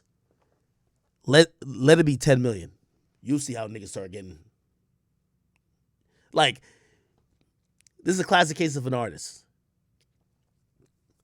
If they get paid $100 to do something, they don't mind giving their manager, who might have made a couple calls, to get $20, right? To get it done. So they give them $20 out of the 100. So they walk away with 80. Their manager gets 20, right? If they get a deal from a label or from anywhere, a shoe company comes with $10 million. Now, that same artist gonna feel a way about paying his manager $2 million. Remember, $100, take the 20. I get 10 million. You feel a way about paying that nigga the 2 million because you think about what you got to do to get it. You're like, damn, I gotta. So you only set up this deal. They wanted me anyway. I gotta wear the shoe. I gotta do all these things, and you get $2 million. Matter of fact, you shouldn't even get anything over 100,000. This is most art. I'm telling you, most artists, when they start making a lot of money, they wish they could cap what the manager makes, because nobody want to split that check. So now when they're making 10 million, they're like, just give that nigga 150,000 or give him 200,000, but $1 million or 2 million, fuck no. That's how it goes. Somebody said, what the fuck am I talking about? This might be over your head. I was talking about literally Jack Boy. I'm going to try to break it down again. Jack Boy and Kodak Black. Part of their contention, Kodak says he feels unappreciated by Jack Boy, and he never got nothing, and Jack Boy owes him money. I added to that situation by saying, I'm confused why Kodak would be online saying this if he ran a production company that signed Jack Boy. Because most production companies or record labels, and they're trying to have Sniper Gang be a record label or production company, most of those companies, when you sign an artist, the artist never gets the money themselves. The label or the bigger label gives you the money. Like UMG, well now they probably do. UMG never gave Drake the money. They gave Birdman the money. That's how it works. That's why everybody was mad at Birdman. So for Wayne, they ain't give Wayne the money. They give Birdman the money. So that's what I'm saying. Like, it would be odd if Birdman came out later and say, yo, how come I ain't getting no money? Like, you get what I mean? It would be odd. Like, nigga, you collected all the fucking money. What do you mean you ain't getting none? That's the point I was trying to say. They have other points of contention. They're saying that Kodak is on meth. I don't know about that. I could tell you this for true. Kodak Black was in Lucian Grange probably paid Drake directly now. Of course. Probably definitely pays Drake directly now. You know what I mean? And by the way, Drake's just straight on UMG. Like, he got some different deal with them. So now he gets paid, but like YMC and B-Days, he's not getting fucking paid. No, nigga. That money get 5 people to take their cut off the top before Drake get paid. That's a fact. Anyway, back to Kodak. The meth allegations, I don't know. I can tell you this for sure. And I don't know if I wrote this news on here, but earlier this year, Kodak Black silently checked himself into rehab for substance abuse. He checked into Legacy Rehab Facility in Florida. How do I know? One of the people worked there told me Kodak's there. Number 2, because I was a little skeptical, when Kodak first came out, and y'all could go watch the videos, he had a shirt on that said Legacy. That's a rehab center. Kodak was in rehab. I'm telling y'all this as a fact.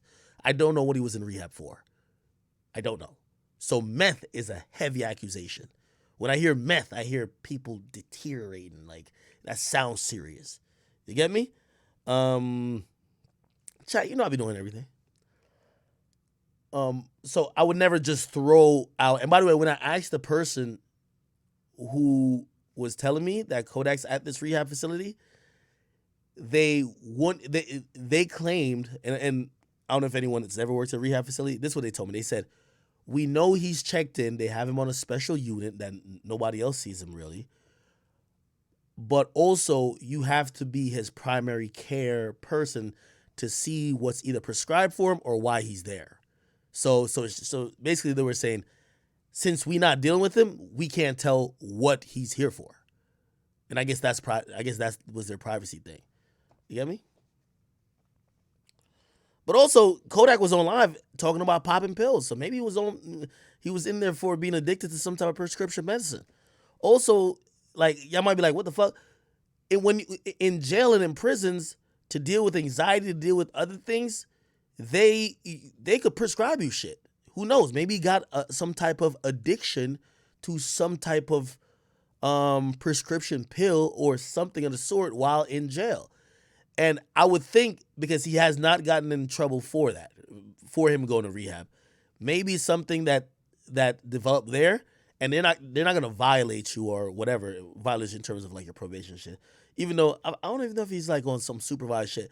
They're not gonna mess with you if you had addiction issues that stem from your jail sentence and you're dealing with them in rehab. You get me? But it is disturbing what Jack Boy is saying. I don't know if I believe Jack Boy is just telling the whole truth, but kind of reminds me that why we don't like seeing brothers fight. They're airing out dirty laundry. I could be honest with you. Like when I asked Young Boy about the situation with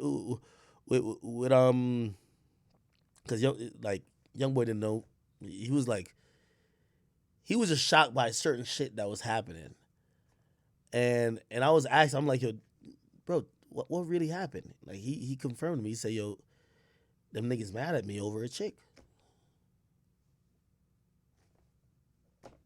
I don't know. Or maybe not mad at him over a chick. It was like it's getting kicked off again. Because I think, remember that video? He was like, yo, y'all boys, y'all in jail, whatever. Like, apparently there was a picture of him with some chick that used to fuck Jack Boy and Kodak. I don't know what the fuck. But that's why he got kicked off. You get me? It's interesting. Even the toughest street niggas, we're listening to them like, these dudes are killers. They do feel a little bit of type of way when their girlfriends or the girl that they're dealing with goes to deal with another, you know what I mean? Since the history of time, man, women could get the greatest of men to make fatal and almost lethal life-changing decisions because of our ego and also entitlement, because when you see somebody with a chick that you used to be with, you almost kind of feel like that shouldn't happen because you kind of feel like you have some ownership. It's like weird, but like it's just natural. It's natural though. We're human, but we still have a little animal instinct in us.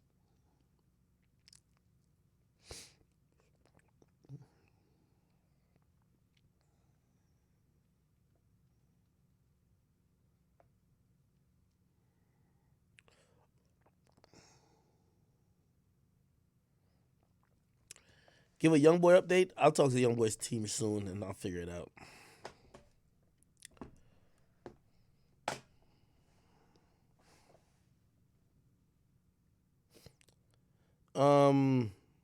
Yeah, I see some people saying 6ix9ine update. Hey man, I know there's a lot of 6ix9ine fans who are very concerned and very impatient about him dropping new music. What I can tell you, there was a plan in motion that included a little Tim thing to drop a song. That clearly got foiled. The last time I talked to him, I told him, I said, bro, especially if you're trying to do features and shit, like, obviously if he tells me, I ain't gonna say nothing. Like, shit, I was playing fucking dumb till, even when Wax said it, you know what I mean? I was playing dumb, but I told him, I'm like, yo, nigga, whenever you're ready to drop music, Like, don't even tell me. Like, if you're working with features or whatever, don't even tell me. Like, keep that shit under wraps. That's another thing. He's been burnt or bitten like 5 to 6 times, nigga. I told him like, yo, nigga, if you trying to get features, you're doing features, let niggas sign their agreement and do the verse right then before you tweet about it, say nothing about it, call somebody about it. Because after they sign that paper, no matter what they say, that song coming out. Fuck what they say. You get me? But it's happening. Anyway, man, I be confused with 6ix9ine at times, man. I be confused with him, honestly. Like, I keep referring to his situation like Tory, and I get it. He's a black sheep because people don't want to be around him. Like, it's just people consistently saying, like, they're shunning him still, right? I just believe he should drop music like Tory Lanez. Tory Lanez is blackballed. Of course, Tory Lanez ain't shunned. Like, people fuck with him still, but he's not getting industry support. You're not going to hear Tory on the radio. You're not going to hear Tory on these big playlists at the moment, right? At least until, from what I've heard, until the Meg case clears up. But I really do think that 6ix9ine is not helping himself by not dropping music. I think every artist becomes super drunk with the idea that fans sit there and just wait. And you could tell them 2 years from now, 10 years from now,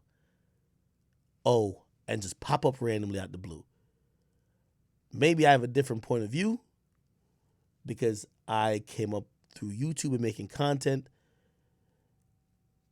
If people couldn't rely on you, you couldn't earn their loyalty. I think with artists, it's a mixed bag. People look at the likes of Kendrick, who doesn't have to drop in 5 years. And when he drops, he's going to do ridiculous numbers. I always tell people, y'all ain't Kendrick. And that's why I go back to meaningful music. Like, X could have taken 3 years off. I think his music meant that much to people. I think it was a test if Uzi meant that much to people. Like, clearly did. I don't think everybody can. And also, even if you can, doesn't mean at some point your audience won't move on. We're about at the time and the precipice where the youngest of fans are about to look for a new generation, a new wave of niggas to fuck with. They're going to look for their new Uzis, their new Yachties, their new Kodaks, their new this, their new that. Shit, Kodak be sounding like an OG, like he a veteran, like old nigga when he be complaining about shit that other younger dudes are doing that he did. It's what rappers don't really seem to understand. Time doesn't stop. And a fan of yours is a fan of 20 other niggas. And they find a new artist every day that they might be interested in. You got to drop music. Yeah.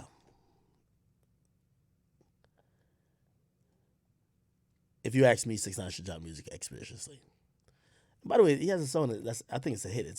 I think if his audience still rock, and that sadly, if his next song don't chart, it's because of him. They made the last song chart. What's that shit called? Zaza. They made that chart. Your next song is hotter. It's cooler. Like, again, I don't think he's gonna go top 50, but shit, if he charted at 90 last time, I think you could chart maybe in the 80s. Like, it's all about being realistic. It's the same with like Tekka. Like, Tekka, you're not selling no fucking 100,000. But like, same with 6ix9ine. Like, nigga, you're not about to go number one. Like, it's not happening. Like, industry black boy, you're never going number one. Okay, like, and you could react to the time or think about the time that you did go number one, but you were at the hottest point of your career. Like, you just came out of jail. People just, you were like fucking, you were like, for people that were watching somebody come back from the dead. You'll never be that hot again. You know, but you have a loyal fan base. You're supposed to fuck with them. You're supposed to keep feeding these motherfuckers. So I don't know what's going on with his music situation, because if you ask me, he's 4 months too late to drop music. But everybody has their own way of looking at things. And shit, maybe he'll be right whenever he drops it.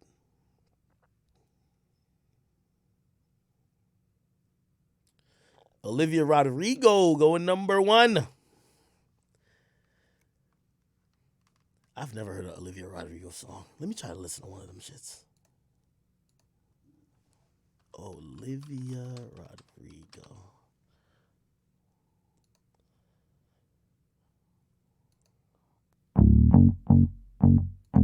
Me the world. Can't ask. Good for you. You're doing great out there without me, baby. Me. She's everything I'm insecure. It was the first time I ever heard these songs. And all my friends. I've never heard these songs in my life. But it goes to show, like, and that's one of the things I try to study. I'm like, does this mean I've never heard this chick? She's so popular, 55 million monthly listeners, whipping every rapper's ass each and every week on the charts, right? And I've never heard a song. And then I look at it and I'm like,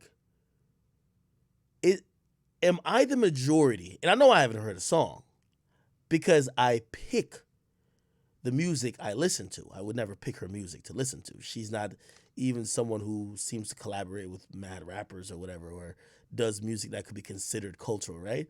So I don't listen to her, right?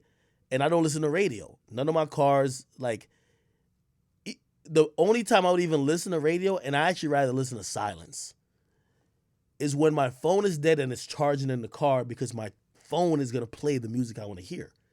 I never listen to the radio. But then I ask y'all, and I want to just inquiring minds just would like an answer.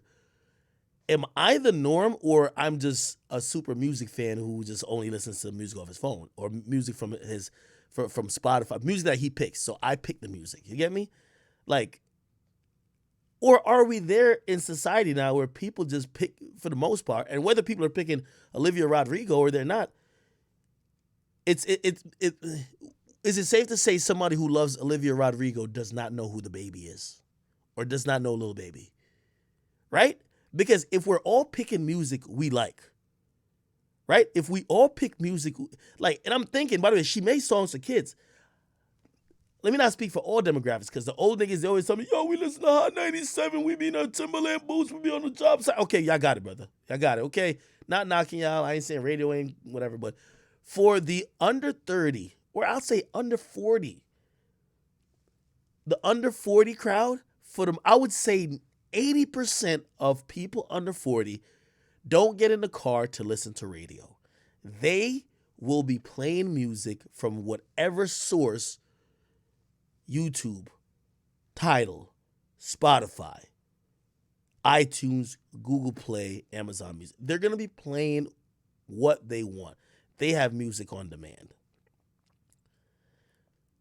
Now, what that creates is, like, I remember when I used to have to listen to music a lot through the car, because every car had like the aux or whatever. So you would listen to the radio, and then you know when I would get introduced to a lot of like new music. Okay, so I'm listening to Hot 97 and some ads come on. So they're gonna run ads for like 2 minutes, right? You know what I would do? I would switch the channel. And I would go to like Power 105. And sometimes they're both playing ads. You know what I would do?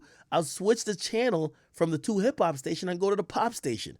And on the pop station, I might hear some fucking, I might hear Christina Aguilera. I might hear Lady Gaga. I might hear Taylor Swift. I'm gonna hear some stuff that, like, again, you're gonna hear these songs. They might not be your favorite, but you're familiar with them.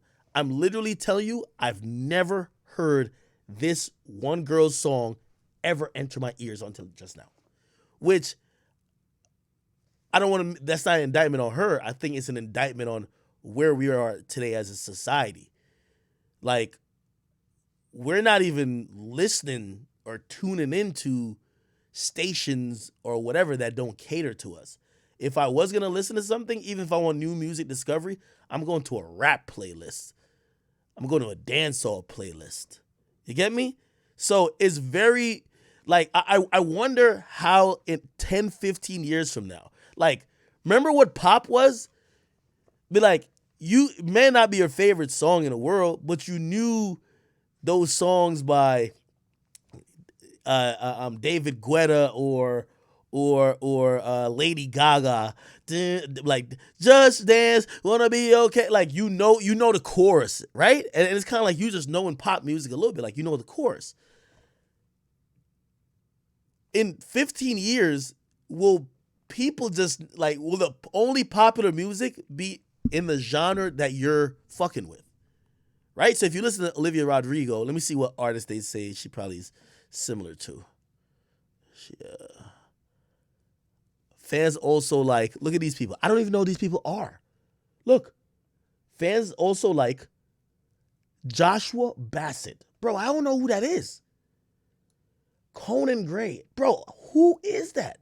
Madison Beer, Ashe, Tate Macker. And truth be told, here's the funny part.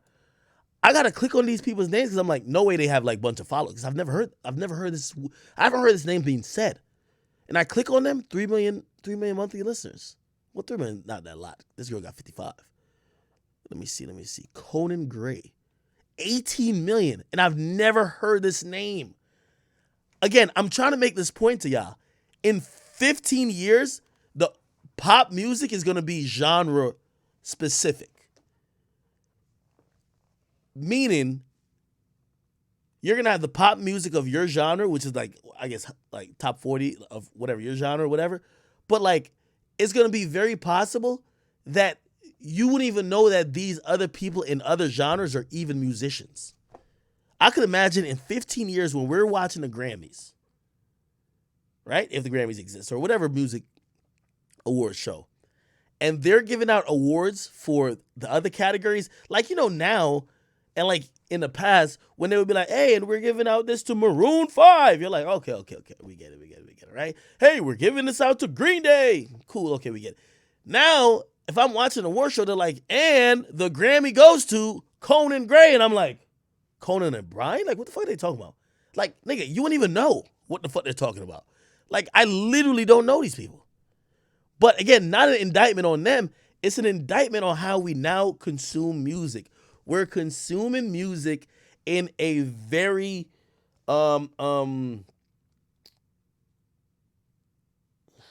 curated genre-based way where, by the way, I think that's why even I would guess what she does would be considered classic pop. And when I mean classic pop, like traditionally what pop music would be like. These days, Lil Baby could have a song that's doing the same numbers as one of, maybe not her, like her numbers are ridiculous. Look at these fucking numbers, Chad. Look, 800 million, 325 million, 522. This is Post Malone numbers. 1 billion.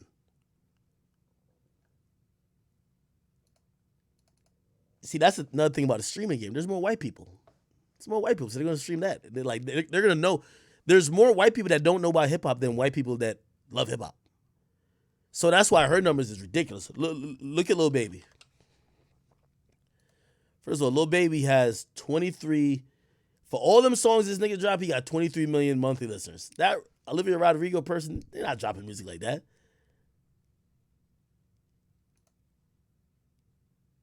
Yeah, Baby got some songs up here, though. Got 240, 101, 47, 47. Got some shit. Let me see the Baby. The Baby.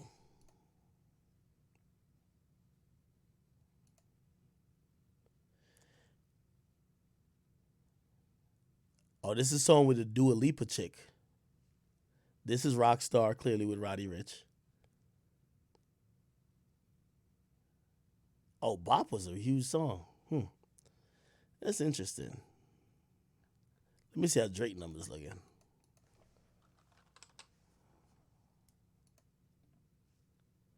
Yo, Drake gotta change his profile picture, my nigga. Wait.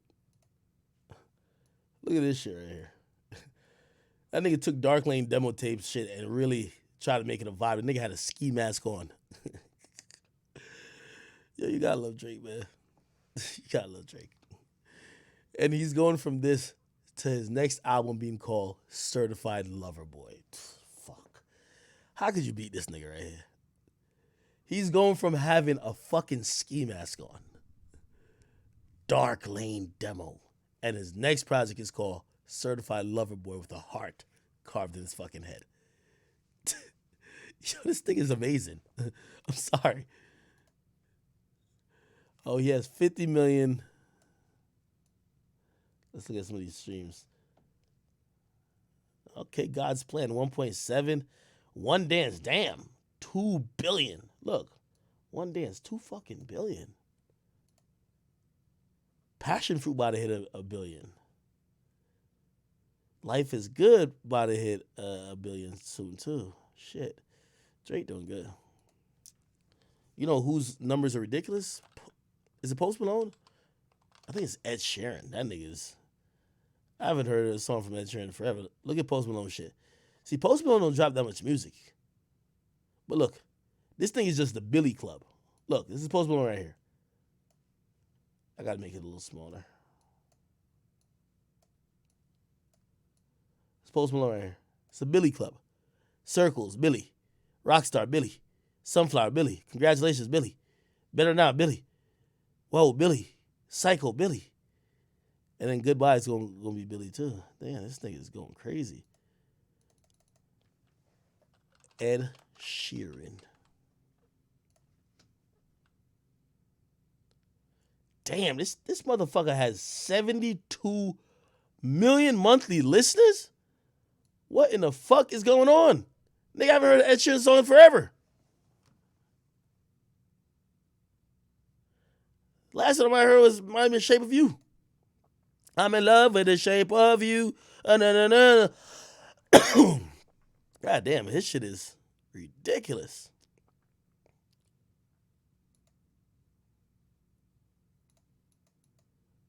Is he the number 1 right now? Let's see. He's number 3 in the world.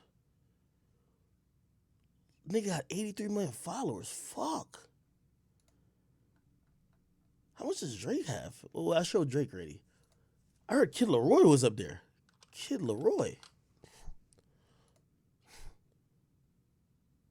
Damn. No wonder Bibby tried to beat this nigga's ass. Fuck. 58 million? Nigga, you ain't going to fucking where, nigga? Think you about to go to Scooter Braun? Nigga, hold this fucking combo, nigga. Fuck that. Holy. I didn't know this nigga was that lit. Oh, shit. Who's number 1? Bad Bunny? Nah, Bad Bunny ain't touching no 70 million. If he touching 70 million, nigga, I'm going to learn Spanish on stream right now. Fuck that. Oh, yeah, 48. I was about to say, yo, nigga, if this nigga is at 70 million like Ed Sheeran, I'm learning Spanish right now, nigga. Bieber is 1? No fucking way. Justin Bieber, though, he could have been a one-hit wonder. That nigga's just aged gracefully. Like Bieber is the Michael Jackson of his time, bro. 80 fucking 3. God damn. It's just safe to say anything this nigga touches is just out of this world. Okay. Let me chill with the Michael Jackson thing. What I'm saying is like, yo, like, you know how Eminem just became like just the biggest, like you just kind of look at him like, yo, that's Eminem. Bieber is just like so fucking huge. And I remember hearing that first song, baby, baby, baby, like, right? You're thinking, all right, he gonna make a couple joints and he's out of here. Okay, he's the white Chris Brown. So whatever you think Chris Brown is, actually he's like 5 times that. Like, I love Chris Brown and everything, but white people love this. Like, there's mad black people who like, Chris Brown, cool, talented, whatever. White people love this motherfucker like, it's Bieber. It's motherfucking Bieber. Like, god damn, man. Let me look. And they've loved this nigga ever since he was a little kid. Yo, who's number 2? Who's number 2? The Weeknd number 2? No wonder my nigga at the fucking Super Bowl. Yo, the Weeknd probably wakes up every morning and be like, thank God I ain't signed no fucking Drake. Like, that nigga probably wakes up and be like, thank you, God. That nigga knew he would be this big. That nigga, the Weeknd is like, yo, He stopped even saying that OVO before the XO. That nigga just said, it's XO, bitch. I ain't got no time for no other shit. Like, Drake was the last one saying, yo, it's OVO XO. The Weeknd's like, it's XO, man. I'm just keep going my way, all right? Catch you niggas later. That nigga.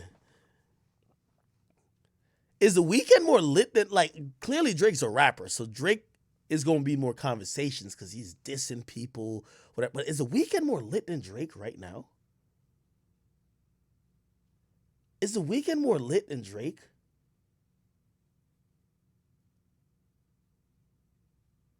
Like, I'm like the rap fan of me want to say no, but like put it like this: when's Drake's last big single?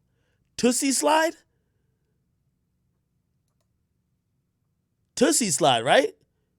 Nigga, look at like Blinding Lights, 2.4 billion.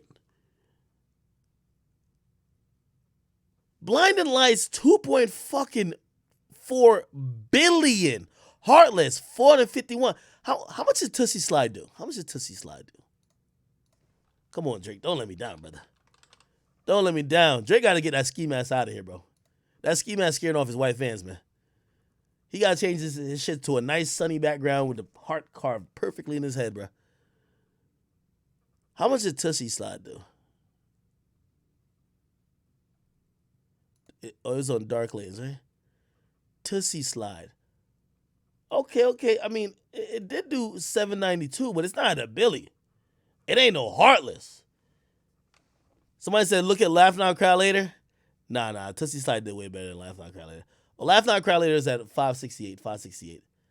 But shit, I don't even think Drake has something in his catalog that defeats Heartless. So it's a good question to ask. Is Drake more lit than... Is Drake more lit than or is The Weeknd more lit than Drake right now? Like The Weeknd, like you know how Drake is like, yo, I just rapped and it went pop. Like The Weeknd is just fully pop.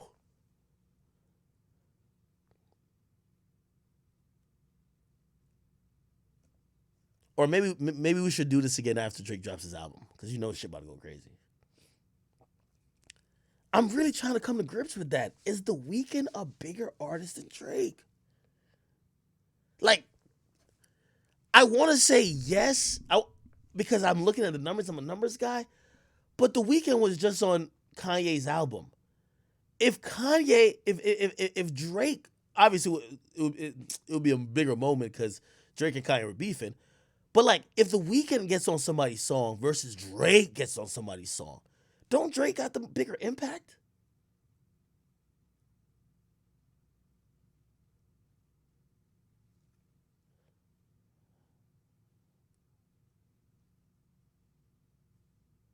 Yeah, I think if Drake gets on your track, it's a bigger impact. Now, The Weeknd got a stimulus pack, but here's the thing too. Maybe we don't see The Weeknd's impact because he doesn't really get on. He's not gonna get on a new artist song. He's not gonna get on Young Blue song. Like, you'll never see The Weeknd and Young Blue. Like, this shit wouldn't even make sense. You're like, what? But like, Drake is a rapper. He has the artistic freedom and he could drop a hot verse on a hot song. You get me? But like, if it was like, oh, The Weeknd is remixing Young Blue song, You're Mine Still, he'd be like,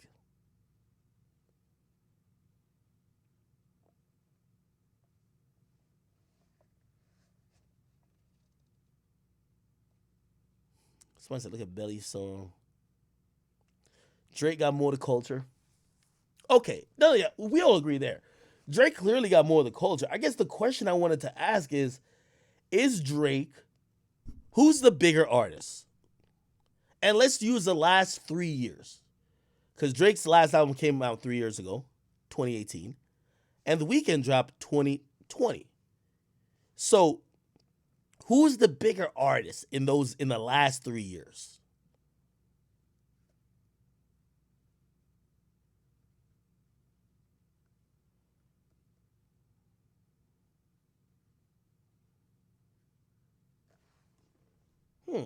Yeah, y'all debate that for a second. Let me look up Eminem. Damn, Eminem still got 42 monthly listeners. Jeez. Who else should I look up? Let's look up XXX. 26. Okay, okay. What about Pop Smoke? 30. Okay, okay, okay. Juice World. 30. Okay. Remember, X died 3 years ago. Pop died last year.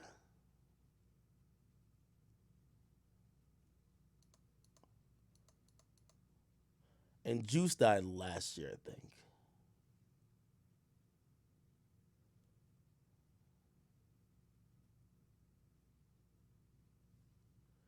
Let me see how Travis looking. 41. Why do I think Travis would have more? Oh, hold on, I can't see it. Why do I think Travis would have more?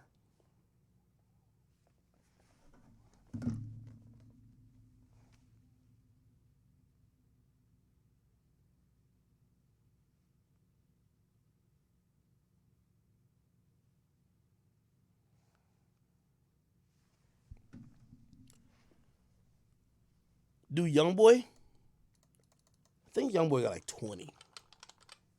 20 million, that's dope though. Oh, he got 15.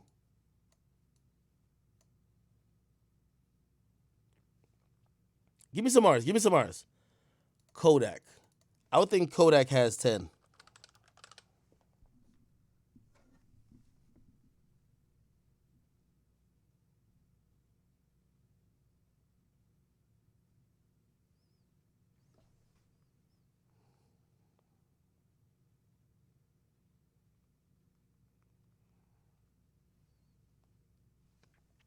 Russian hit me saying appreciate the love of Shansia.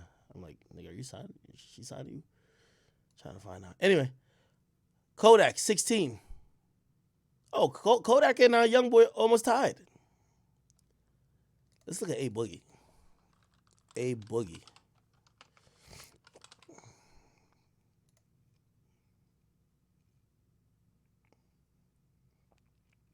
$15. Let's look up D Savage.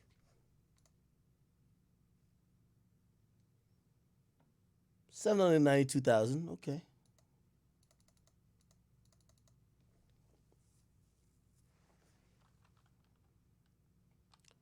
Check Rihanna. Rihanna's probably at 50 million. It sickens me that Rihanna don't even drop music.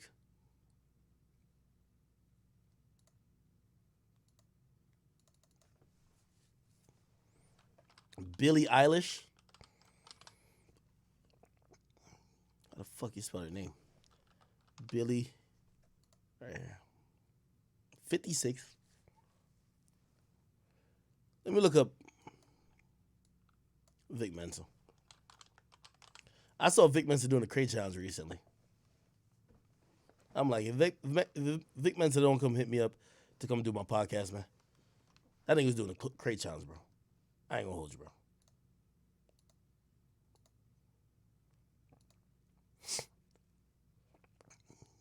Meek.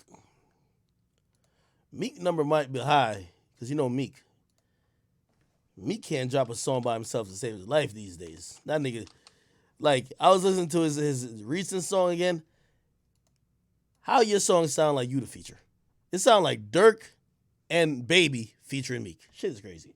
13 million.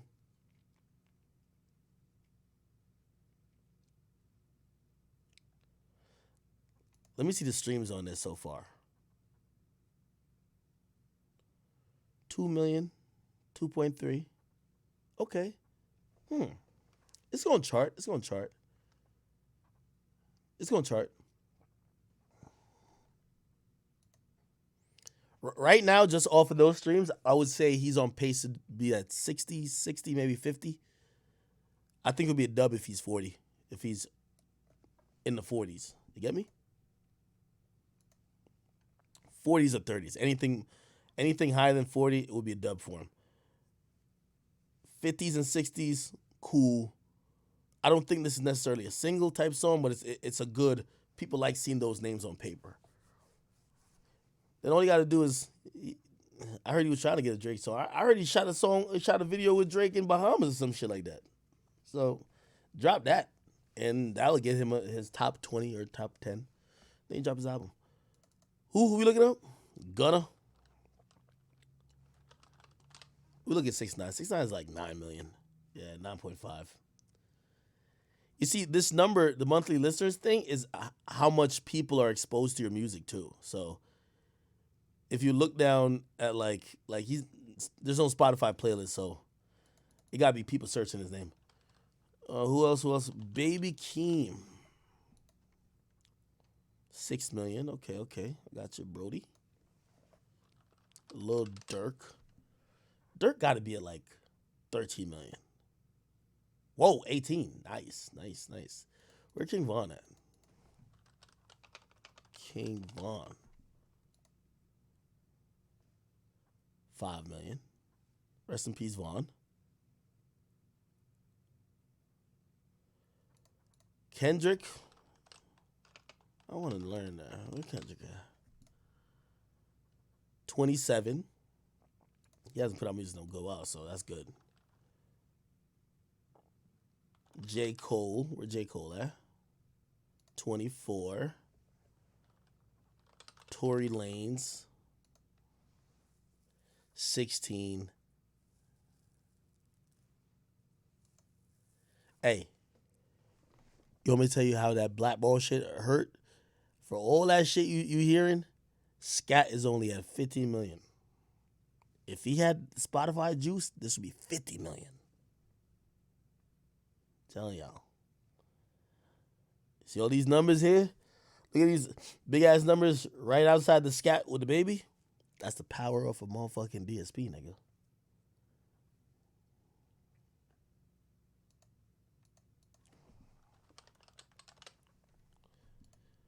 Lil Tracy.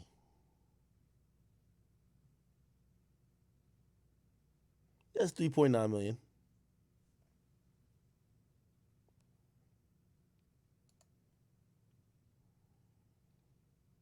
Why'd I have beef with that nigga?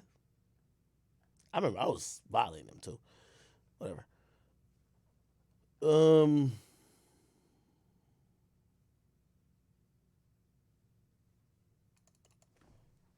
Young bands. Damn, 1 million. All right, brother.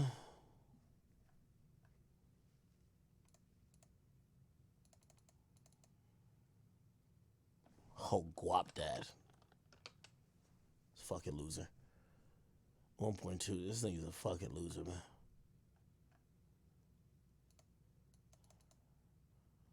Frank Ocean? Frank Ocean, I say 30 million. Oh, 15. Wait, look at this picture.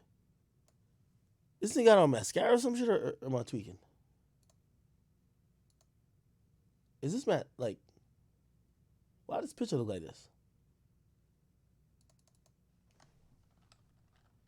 Bro, I don't know, bro. Kid Cudi, 20 million. Okay. What about Future?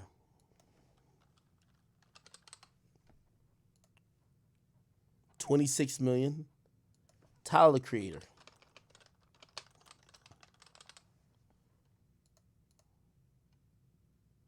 $50 million.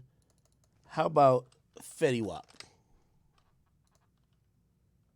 8 million. Fuck all that. What about my song? No wonder this nigga is no wonder this nigga, like, he put down the mic and pick up the picket fence, bro. He put down the mic and pick up a sign. Like, nigga, this is probably torture. Listen to this nigga right here. Torture. Like, fucking torture listening to this nigga. Imagine this shit. They're capturing one of the Taliban niggas right now, and they're playing this shit for him. You have been sentenced to 10 days of loud music from my song. Just listen to this shit. Oh my. Y'all want to hear a song of his, bruh? Let's go to his radio. That Ish Sold not for sale. Let's hear this shit. PM, I'm thinking about the culture. Now we ain't need no. Yo, this nigga is such a clown. Like, he talks in like, yo, I'm just thinking, like, only talk about the culture, culture, integrity. Like, what the fuck is this nigga talking about? This gonna be yeah. I woke up in the trap from turning coke into crack.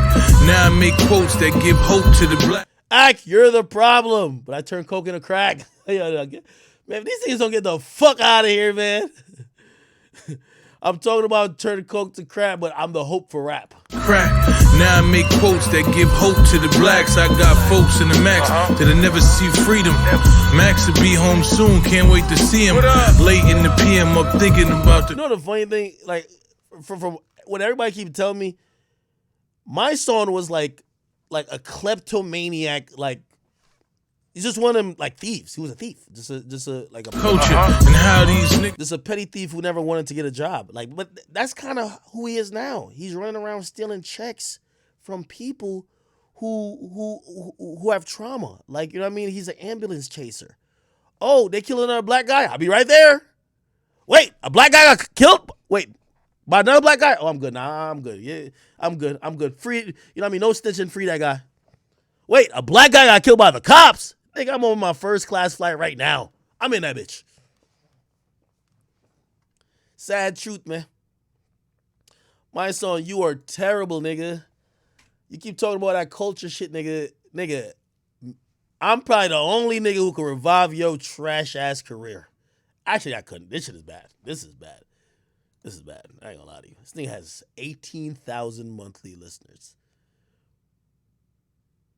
Now I'm an extra one of them because I listened to that fucking song. Oh, man. You know why a nigga like my song hates me? My song was in the prison fighting with the killers, drug dealers. He was working on his raps. He went up to Funk Flex to kill it, to murder the mic. He has 18,000 people who give a fuck about what he's talking about. Little lack though. Huh. Come on, man. Come on, man. Let's get it. 76,000, man. I ain't dropped a song in like 2 years.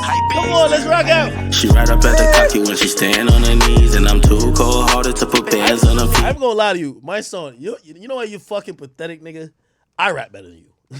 That's the worst part about it. I rap better than you. Nigga, listen to your shit and listen to my shit. I got Paul Main socks, I got Mike and Mary jeans, and I'm too cold-hearted just to give her what she needs. Cold-hearted when I pull up on the scene. I got bands, I got rocks, make her friends wanna see ya. Cold-hearted when I pull up on the scene. That's the sad truth. All right, who else we looking at? How Namir looking? Let's go to YB and Namir. Yo, was I dreaming or niggas said Namir really sold like 4,000 this year? Like, did that happen? Did that shit happen? Yo, I really like forgot. Somebody was telling me because I was like, truth be told, like Tekka probably gonna sell in the range of what Namir could sell, like 20K. Niggas like, nigga, what are you talking about? Tekka dropped, Namir dropped already. Nigga sold 4K. I'm like, wait, what? Nigga, I forgot. I fuck with Namir though, but I forgot. Like, it's been a long fucking year. All right, hold on. I'm about to bump one of his songs. Appa Stoppa. Appa Stoppa was fire, wasn't it? 21. Hey, all these pancakes. Man, what are hello? Nah, fuck that. Let's look at some more people. Skinny from the 9. Nah, man. I'm gonna just back up, bro. I'm just back up. Nah, I think he got another page. Or not do Skinny like that, man. Skinny from the 9. Oh yeah, there's no space. Okay, 49,000. I see you, boy. Let's look at Big Draco, Soulja Boy.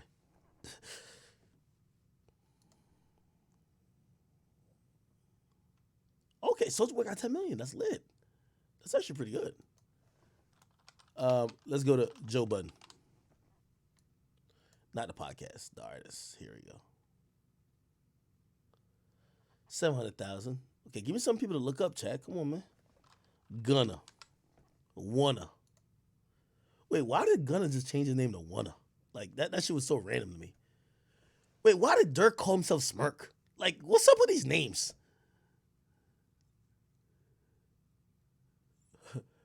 Don't call me Gunna no more. My name is Wanna. Okay. Don't call me Dirk. It's Smirk. Wait, why? Like, oh no. Anyway, 25 million for Gunna. Good shit. DDG. You got 5.9, pretty much 6. Look at KSI. 11 million. Nice. Jake Paul. 340,000. This is a bad baby.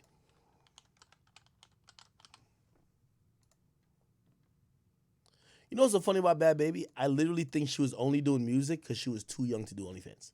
She had 18. I don't think she has no plans of releasing music. She's just doing OnlyFans.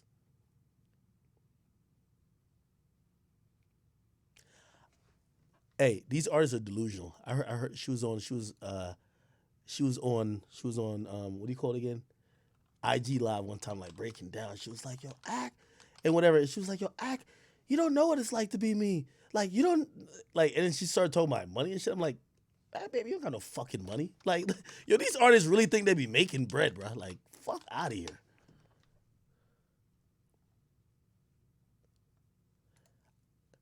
I remember when she said it, I looked at these car collections. I'm like, the reason why I can't take rappers serious, they be talking about cars. I'm like, yo, the same shit you got, I got. Except my house is paid for and every car is paid for. So I'm like, this bum ass Trackhawk and this little, what was that? Was that a 550? That Bentley look clean, I ain't gonna lie to you. Anyway, screw that. All right, man. Who else we looking up? Who used to rap? Let's keep mentioning some people. Iggy Azalea. 9 million. Not bad. What about T.I.? 9 million. Not bad. Young Thug gotta have, I don't know if 20. He gonna have 15 probably. 15 to 18 for Thug. Let's start making guesses. Ooh, 25. Nice. Nicki gotta be, we're gonna guess. Oh, why I say Nicki Cardi, Nicki Minaj. Nicki has to have, how much Nicki gonna have? 40. He gotta be in the 40s. 39 on the dot. Cardi. Just because Nicki fans are so petty, I guarantee he's like 5 more than Cardi. Like, this is why Nicki fans are like dope and trash at the same time. They'll make sure Nicki's never number 2 to Cardi, but nigga, stop only competing with Cardi. Compete with Drake. That's, if y'all want y'all chick to be the best, compete with Drake. Don't compete with no fucking Cardi. Compete with those people. Like, if the level of the competition you want to face is Cardi B, how the fuck you think you're gonna get to the top? Like, compete, like, numbers wise, compete with Drake. Oh, they both got the same amount. Yo, I'm telling you, man. Look, 39.2. How much is Nicki? 39.1. Oh my God. Hey, yo, Barbs. Y'all can't have y'all fucking queen losing to no damn Cardi. 39.1?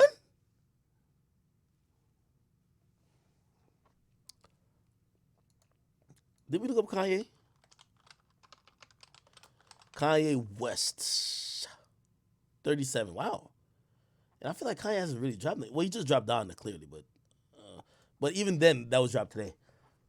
Trippy got to be around 15. Trippy got to be around 15. 19. Perfect. He just drops that one, too. Jackboy, I would imagine Jackboy is at 4 million. Whoa, he's only at 1. Damn. Sometimes you be seeing niggas on your social media so much you be thinking they're lit, but they're not, bro. Polo G. 20 million? 26. I feel like I always underestimate how big of an artist Polo G is.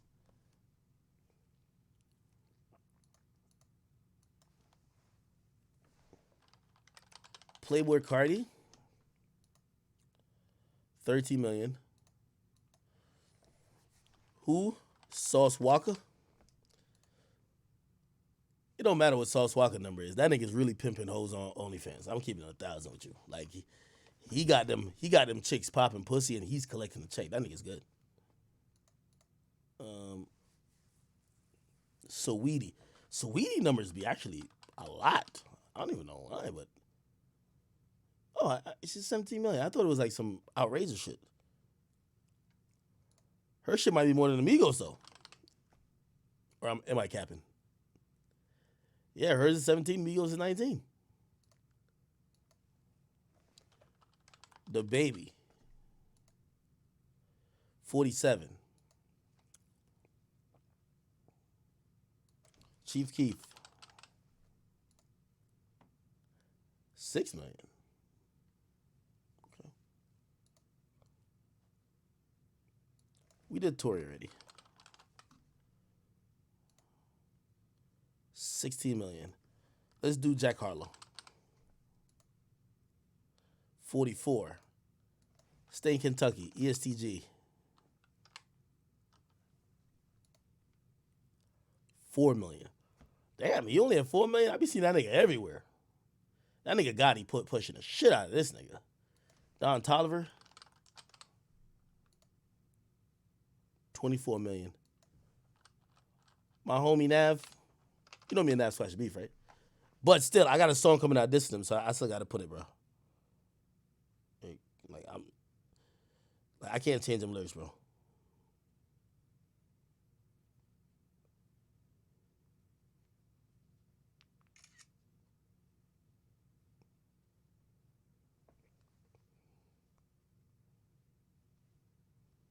Damn.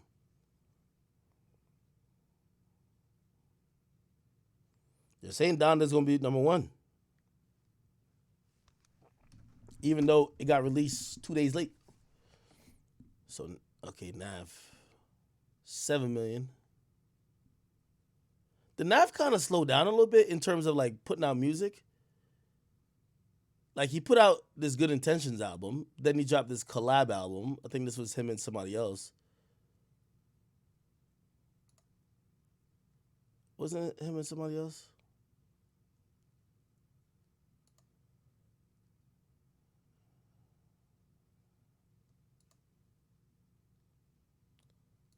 Famous Dex?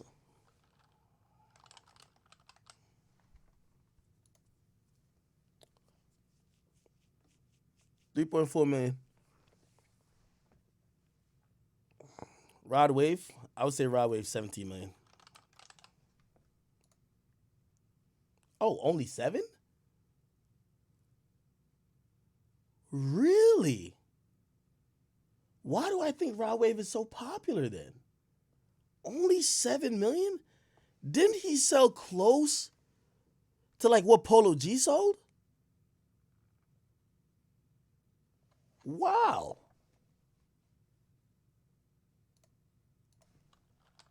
G Herbo.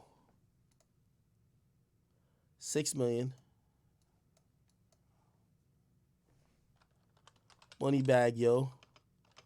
Yo, Moneybag Yo streams better be up with all them shits he buying for what's the name? Damn, Moneybag Yo don't even got 10 million? No fucking way. Yo, we be seeing some of these motherfuckers on Instagram so much, we're like, damn, they gotta be the most lit niggas on earth.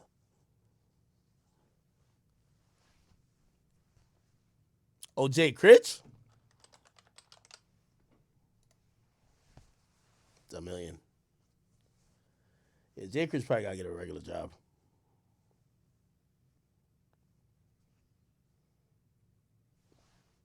I searched Kendrick already.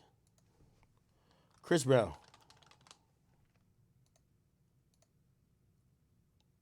$28 million. Doja Cat. She probably at 40. 60. Whoa. Does she acknowledge her history as like pretty much like a YouTuber or streamer who really got that big? Because niggas just wanted to like, I ain't gonna lie. A lot of dudes that was looking at her, they were looking at her like, yeah, she keep doing that move shit. We looking at him joint like, you know what I mean? You know one of those like, niggas was looking at her like, shorty, you know you could. Yeah. She finessed it though. She a huge star.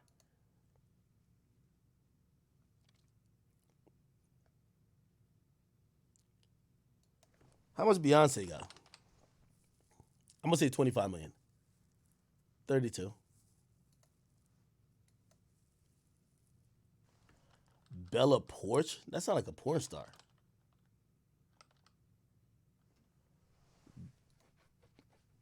Oh, 11 million. I never seen. I don't know who this is. Oh, niggas really want to see what Lil Nas X got going on, huh? Lil Nas X. Here we go. 55. Okay.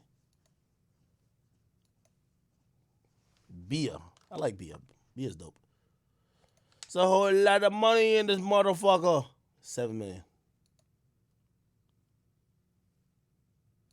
Rich the Kid. 6 million.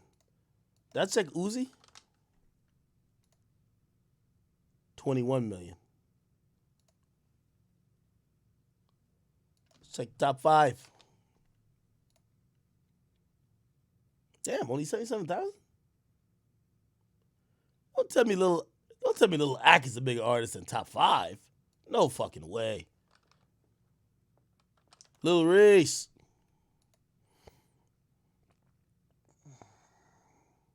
$157,000.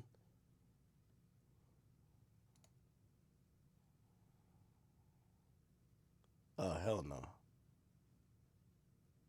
Lamron 2, this is a song that niggas only played 10,000 times? Oh. All right, man.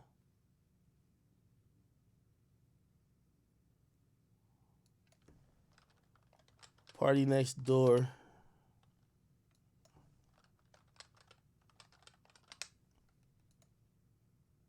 $12 million, damn, still.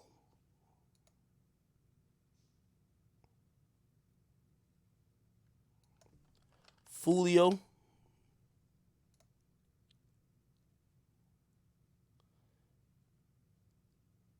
Damn, only 258?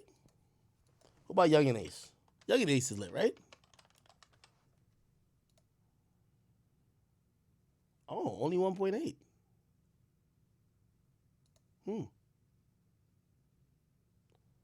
Ray. Gotta be like 10 million. Damn, only 4? Nigga.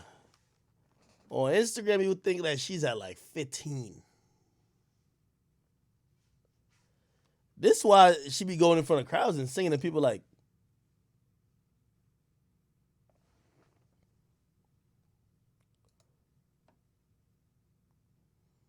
let's look at Megan Stallion.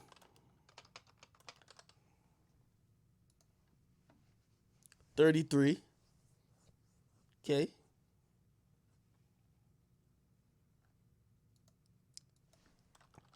FBG Duck. 281.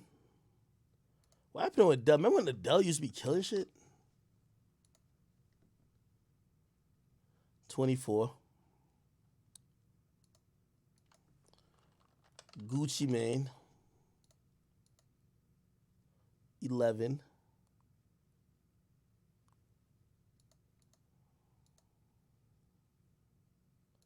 All right, chat. All right, man. Y'all ain't gonna stop. NLE Chopper. I'll check him last. All right, chat. Anyway, how long have I been streaming for? 4 hours and 30 minutes. Damn. NLE Chopper, 8 million. Yeah, that nigga NLE Chopper finessed the shit out of Warner. That nigga got an $8 million contract. He lit for that. Oh, let me check Roddy Ricch. I'll check Roddy Ricch. This is the last one. Roddy Ricch. We checked Baby already. Baby was like 20-something. Yeah, Baby was like 26. Roddy Ricch is 20. Little Baby, 23. You know what that tells you is like the Baby is hugely popular. Like all his songs that's doing, because he got a great amount of streams. It's just listened to by the same amount of people repetitively. Like monthly listeners, I look at like reach. The bigger number it is the more global you have to be. You get me? If somebody has 4 million like Cola Ray and you see her all over Instagram, her music isn't all over Instagram. She is. You get me? So it's a different thing. Anyway, chat, I'm about to get the fuck out of here. It's almost lunchtime. It is lunchtime. Also, I gotta run to the bank. I think some bum ass nigga tried to steal my credit card number, so I gotta get a new card. Oh, you want me to explain? Let me explain because I think I said it in passing. I said I spent $70,000 while we were listening to Ye on lights. I bought it. And first of all, it's $3,000 I had to spend in Rush because I'm doing a Rush delivery. They're delivering from California. Hopefully to get it here Wednesday. I had to pay $10,000 in taxes because it's a sale. About $10,000, well, like 8 actually, right? So that's already $10,000. The type of lights I'm buying, it's for 2 of the spaces. So one is the off the record set, and the other is a alternate studio that I'm building as well. Now these are really professional lights, and I didn't want to do it half-assed or halfway. I could tell you the name of some of these.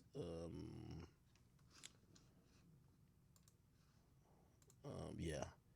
So for example, I'm getting one of these. I'll show y'all. Like these things just ain't cheap.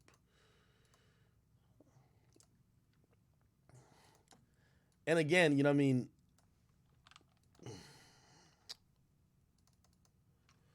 So this is called a light.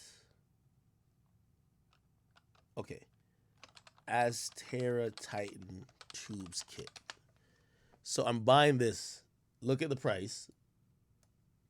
I know y'all think it's finessing, but it's $8,000. Like that's what it costs. It costs this amount of money. You understand what I mean? So I gotta buy this.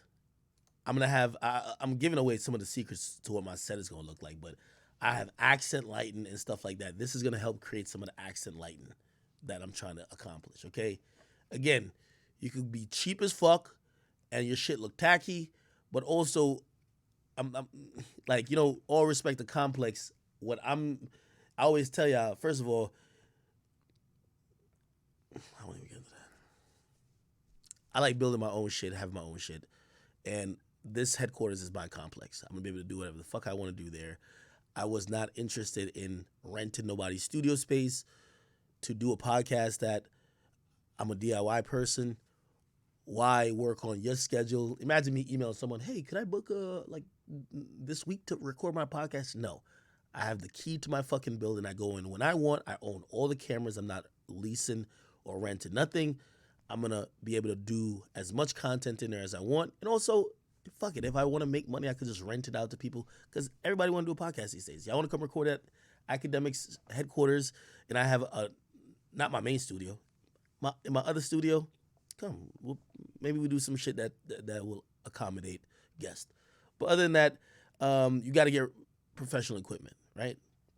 So I'm getting that. I'm telling you how it got to the 60 and shit. I'm getting like 10 of these. A light mat plus 4 with light dimmer plus duo. Like, I'm looking off my invoice. So really, yeah.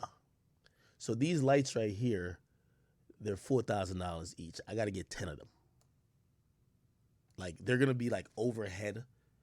Like, again, chat, it's not getting scammed. Like, I would say I'm getting scammed if they cost less. But these are professional lights. Like, professional lights. This is not like a flashlight. Okay? So when y'all want to see my very beautiful face and hopefully looks very illuminated, it's because I paid all that. You get me? I'm trying to shoot some good content for y'all.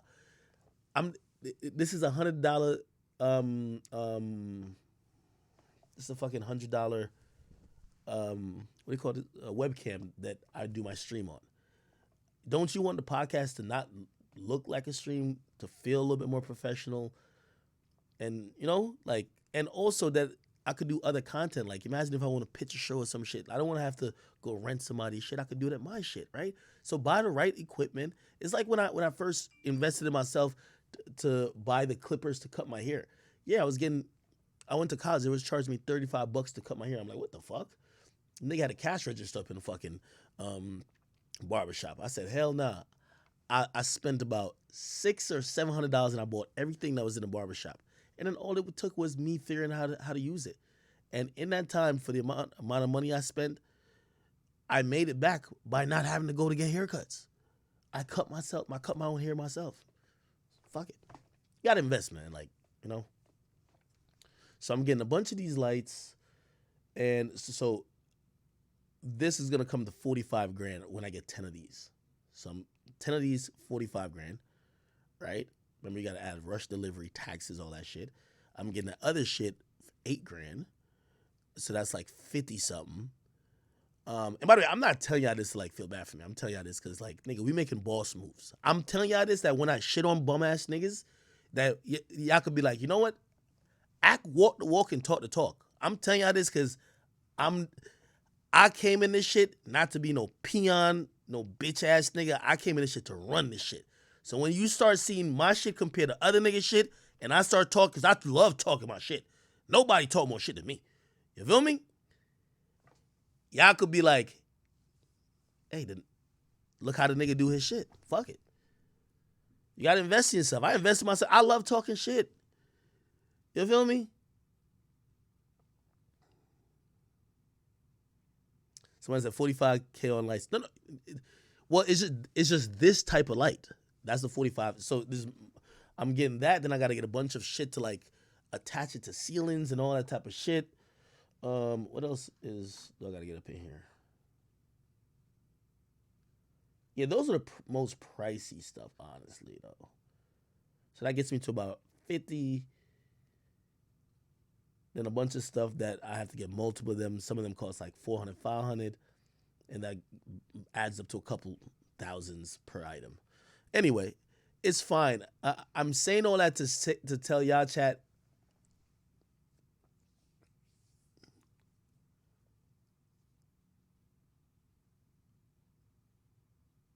It's all a part of the plan. And I'm an entrepreneur, and what I'm trying to build here, the money I have invested or I'm losing in buying these things, I'm going to make back 10 times more. I've always done it. It just always happened. You know what I mean? Trust me. You're not going to catch me out here like Ruri, who's getting pimped out and have to rent a fucking studio every week. No, I'm going to have my own shit, nigga. You feel me? And any other podcasters, if y'all, you know what I mean, maybe I want to up y'all quality or just come over to, you know what I mean, Akademiks headquarters. You have to pay me, but y'all can definitely pull up too. For real, man.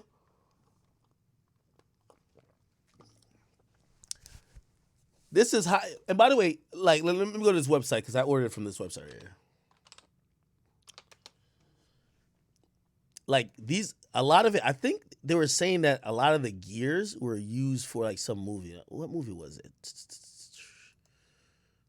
Let me see.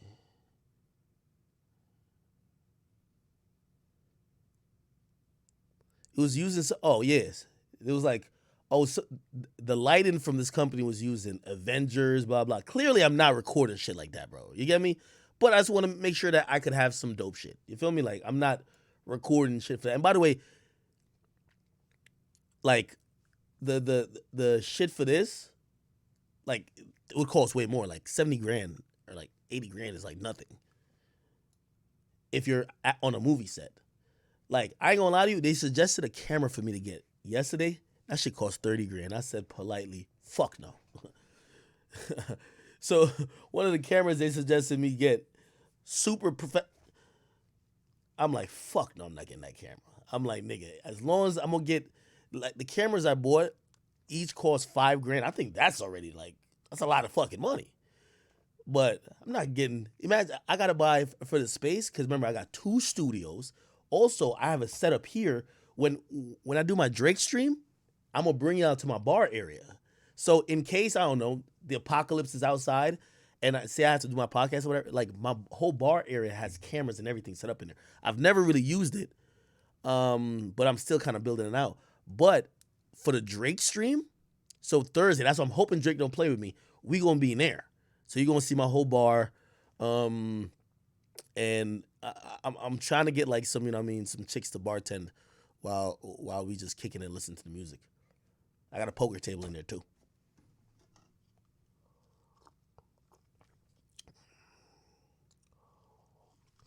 It's Drake night, nigga. Tell you, I'm gonna have a doctor on standby in case I pass out from the Henny. I think I'm gonna have to slap me 3 times, stick an IV in my arm, clear, and I'm back up. I bet. Where we at? Fuck it.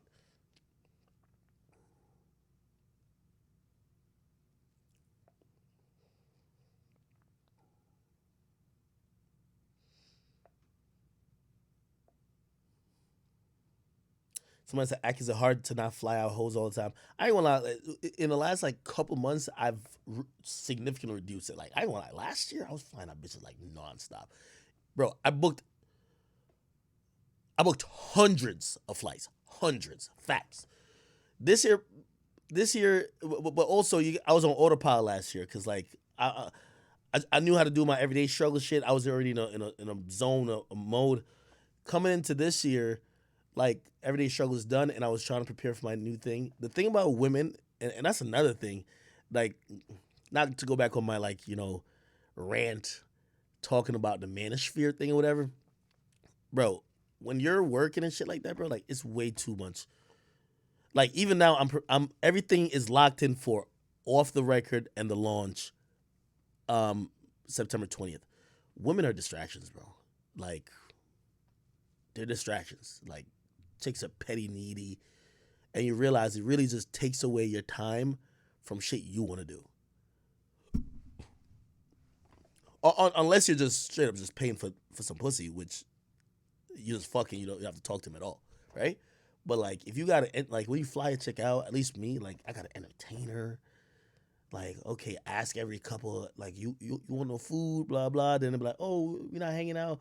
Oh, hey, I never been here before. Can you show me New York City? I'm like, the fuck would I look like a tour guide? You know what I mean?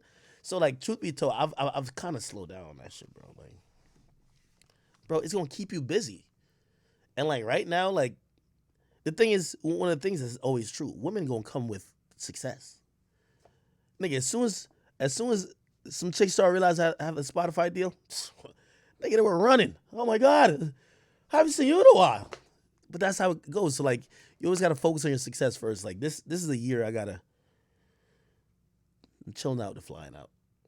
Not saying I don't do, but I'm chilling out. Like, gotta take a step back. Gotta focus on like my whole mindset is figuring out this headquarters space, exactly what I'm gonna do there, get a good workflow going on, get this motherfucking podcast going on, figure out some shows that I'm gonna that I already have kind of developed, but I want to do a pilot for it, get a dope ass crew, find some people in sales, maybe start thinking about doing some stuff myself if we could align with some salespeople. If not, see who's in the business of maybe buying shows that we're shooting pilots or a few episodes to, and kind of becoming more of a production house. Like, chat, it's gonna sound just ridiculous to y'all, but like that's gonna take me from the singular digits in millions to the double digits in millions. You feel me? Like that's when you might just see me just really just kicking on private jets. But like right now it's like cool, you have cars, cool, whatever. But like, what's gonna make you like you got to do big moves to get to the big level? You feel me? So right now I'm like, yo, all right, cool. Like even now I'm thinking about scouting locations on the West Coast, but we can't do nothing yet until I see how it goes on the East Coast with some shit. But yeah, I don't know. I hope y'all understand me when I'm trying to explain it. Like, nigga, I'm trying to have tens of millions, not like okay, he got a couple million. You feel me? Because as much as that is, like, yeah, there's just levels. Like, there's so much levels to like just even success. So, one level is me being a creator, another level is me being a businessman, another level is kind of trying to take. I was talking to somebody yesterday, and I was like, yo, you know, I like what Cole Bennett does. You know what I want to do? And yesterday I posted it a bunch. I wish I could find more clips. I love posting it. I love Boosie for this. I'm a entrepreneur like this. I watch Boosie do the Boosie Bash. Bro, he don't got no sponsor. He spoke out against the LGBTQ community. Like, people ain't gonna run to throw him money for his concert, but he fucking did it. And he used his relationships, and he probably put up his own money too. And I looked at it, it looked like it was a good turnout. But all these festivals now, like, they're all backed by so many people. Like, they're backed by companies who have all these vested interests in promotion and this that, and third. You know what I mean? Before these niggas even announce like Rolling Loud, they're gonna sell the stage. They're gonna sell the name of the stage. Hey, this is gonna be the fashion on the stage. All right, bet, cool. Give us this amount of money. So like, they're working not a different league. Boosie did this shit on his own, and shit. Even me, I was thinking this. I'm like, man, that's gonna be another level for you, Ak. Like, you're gonna throw your own fucking festival, and it might start off with like 5 motherfuckers. It might be 5 people, because you know some niggas don't like you. Fuck it. But it might be 5 people, like 5 artists.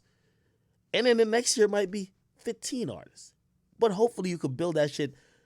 Not saying you got to compare or compete with like a Rolling Loud, but these are just levels of what, like, yo, I never came in this shit just to be a YouTuber. Like, that's why I'm building this headquarters space. I'm feeling like I'm stepping in a different league. Like, I'm trying to do different things to put me in different, places. So, one of my goals is to have a festival. Or not festival, like concert. Let's just say concert. Because when you hear festival, you be thinking like 3 days. Like, yo, tents, this and third. Like, no, nigga. You show up here, you watch 2 or 3 artists you like, and go home. Peace. Right?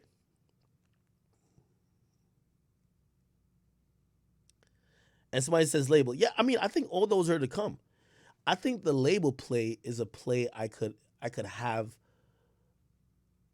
As I go on, I gain more people who see me as important that I could always leverage later for a label. So like the label play, I don't have to do it immediately. You get me? But it's something on the table. Like, I want to do everything. If you're an internet creator and like you just cap yourself at doing what you're doing, like, what was the point? Where you just wanted some money and that's it? But if money's the only thing that really motivates people, okay, cool. But you're always gonna get the biggest bag once you stop chasing money. Like, that's what I'm saying. Like, man, it hurt. Like, I ain't gonna lie to you. I've spent $250,000 in the last 2 months on the headquarters on different shit, whether bills, whether like building up shit in there, wiring, ordering equipment, cameras, this and third, set design, now lights. Bro, you're gonna spend some money. But like, if you're one of those people who are just like pocket watching, nigga, you'll never get to be the person who's making $10-20 million if you're like, man, I don't want to spend no money. It's like gamblers a little bit. The motherfuckers who like, they gamble $20 and they win once and they're like, oh, I'm done, I'm walking away. All right, cool, but like, I'm kind of always the person who, if I go with $20, I'm not leaving till I get 500.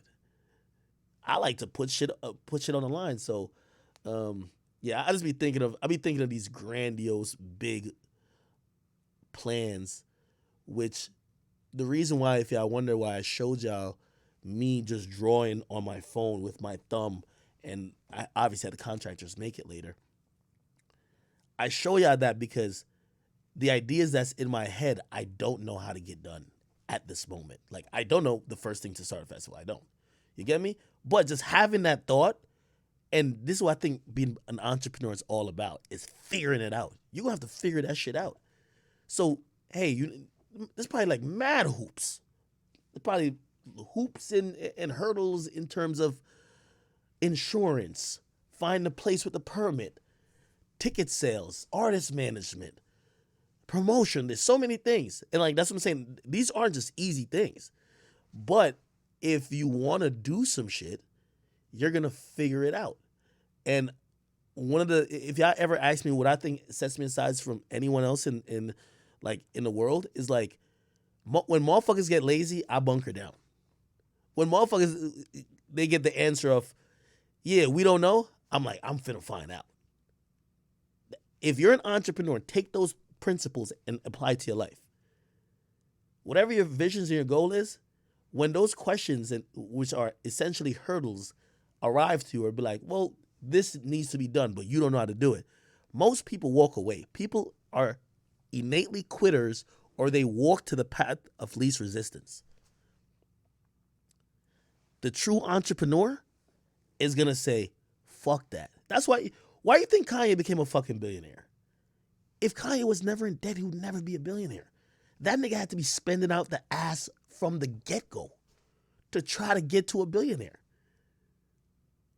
All of these other niggas who never been in debt 30 million, they probably were laughing at you at one point like, yo, what's up with this goofy right here? None of them are worth $1 billion. Kanye is. Why? Kanye, you call him a nut, call him whatever, he's definitely an entrepreneur. Definitely. And a capable one at that.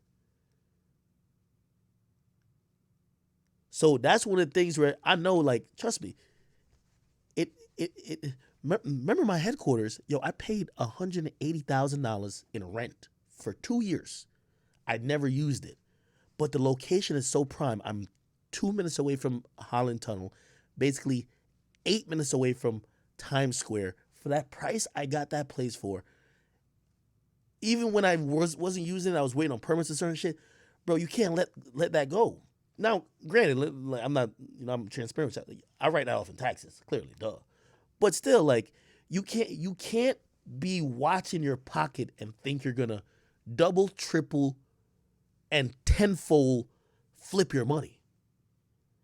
That's not how it goes. You know what I mean? And even though sometimes I feel like some of his practices are bad, like Dame Dash has a good approach to, like, yo, you got to put your money in the streets. Like, y'all might think I'm getting ripped off because I'm paying this in lights. Well, now I own a studio that even if I don't make the best content, it has all the professional grade content that if people want to use that space, which is an amazing location, I could charge professional premium rates. Hey, maybe I don't know. Maybe me and my team don't know how to use it. And my shit kind of comes out like, where you paid all that money for that? All right, cool. Well, anybody else who wants this spot, keep in mind, I'm not like, I'm so used to dissing people. My shit is in the heart of what's going on. Like Times Square, 8 minutes away from me. So, nigga, you gonna have to take a couple L's. That 180 I lost on the rent, I'm finna make it back. Also, I write off a lot of, well, not write off, like, I use budgets for other shit, like, shit. What I'm gonna do my accountant, and I'm gonna put for my the budget that I did the off the record shit with, it's gonna almost pay for the other shit, which I'm gonna my other studio, which I could rent out or whatever. So I only tell y'all these things just to try to inspire y'all, because like sometimes I don't want y'all looking at me like I'm no fucking unicorn. Like, I'm not. I'm an entrepreneur and a creator, and I'm very happy that I can entertain y'all on the mic. But I'd be an idiot. And also, don't follow me like I'm no fucking guru, because I hate that shit. But I hope I can inspire y'all to do the same shit in whatever y'all do. You know what I mean? Like, if you really think about it, if only making money was my motive, right? I was making over $100,000 every month, like sometimes $150, whatever, from YouTube. It cost me nothing to make my YouTube videos. Like, this shit's quick, like that. Now, sure, I have some talent, whatever, but cool. Like, let's compare it. Like, Vlad's cutting checks to niggas now. Vlad has studios. He has employees. Nigga, I was doing that shit, doing it all myself. So what they're paying out in costs, I never did. So I could just kept doing that and be like, y'all gonna keep this making this money. But that money becomes small in terms of what you could make. So that's why I'm like, all right, cool, I'll do that too. But I'm going to use some of the money that I never used to have to pay nobody and fucking invest in some bigger shit. That's how it goes. That's life. You know? Yeah, nah, don't be scared of spending money. Chat, never be scared of spending money, man. I tell y'all that to say, yo, y'all all have y'all dreams and goals, and don't be scared to invest in yourself. Secondly, and I'll leave y'all with this, and I just said it, the true mark of somebody successful and an entrepreneur is when questions and hurdles come in front of you. You get me? Like, some people, they think manifesting is saying, hey, I want my song to go on the radio. Nigga, if you're a real hustler and entrepreneur, you're going to figure out what it takes for your song to be on the radio. You're going to figure out all the fucking processes. And even if you can't accomplish or get through all those doors, you're going to align yourself and find the people to help you get through the door. Manifestation ain't just saying it's going to happen. It's also fucking being so obsessed with it that along the way of your journey, you happen to get there. That's what it is, if you ask me. All right? Chat, I love y'all. I hope y'all enjoyed the stream. I'm glad that we got to listen to Kanye. I gave my opinion about that. I touched on a couple topics. We did some fun shit on I love looking at Spotify numbers. I'm a number guy, period, but still. But, hey, I'm going to try to get my day going on. I love y'all. I'll probably put up a YouTube video or two if I can. But, yeah. And I think I might go by my headquarters space because I had to leave early because I was on a boat. I was on a boat yesterday. I didn't even know they could do, like, boat rentals in Jersey. Like, we was on, like, some boat, like, in the middle of the ocean. I was like, damn, this is dope. It's kind of cool. I liked it. I thought boats were only, like, I'm going to sound dumb, like Miami. But they're like, no. Say, get all the liquor y'all want and get a bunch of music and shit. We gonna go park this bitch in the middle of the ocean. Y'all gonna turn up. And I'm like, word? Like, that shit was cool. Anyway, I gotta go see what they did with the set. And if I'll show y'all. You want me to show y'all a little sneak peek? So they're not done yet. Yeah, because I'm not gonna put it on IG. So I'll just show y'all through the camera. I'm super excited about this though. Super excited. Okay.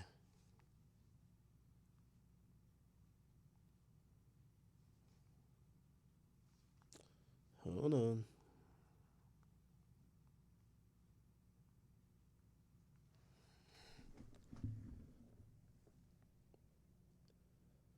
Okay. So that's an 85-inch monitor over the right side of what you're seeing. My face is lit up. There's going to be 2 monitors behind me. That's a desk. Across from it is going to be a fucking couch for, like, whoever is going to be a guest on the episode or whatever. Yeah, it's some shit. Some shit. Yeah. Oh, you want me to show you? Oh, I'll show you this part. This is how it's supposed to look.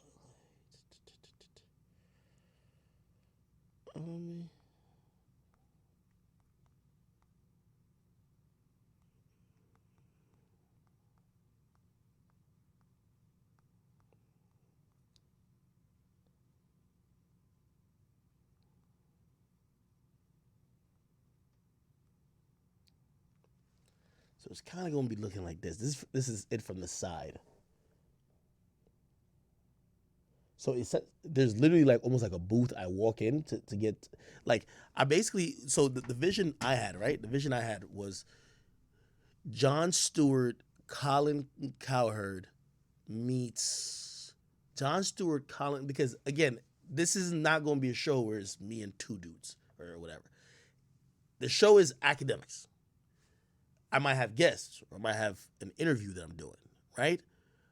But it's primarily me, and in some of the episodes where it's just like conversations like this, obviously much more structured, I might have 2 people or 3 people with me, and they're just people to bounce off.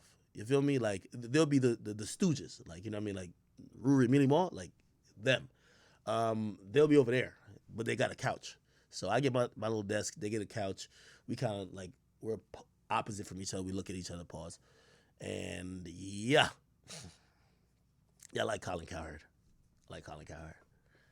Somebody said the casting couch.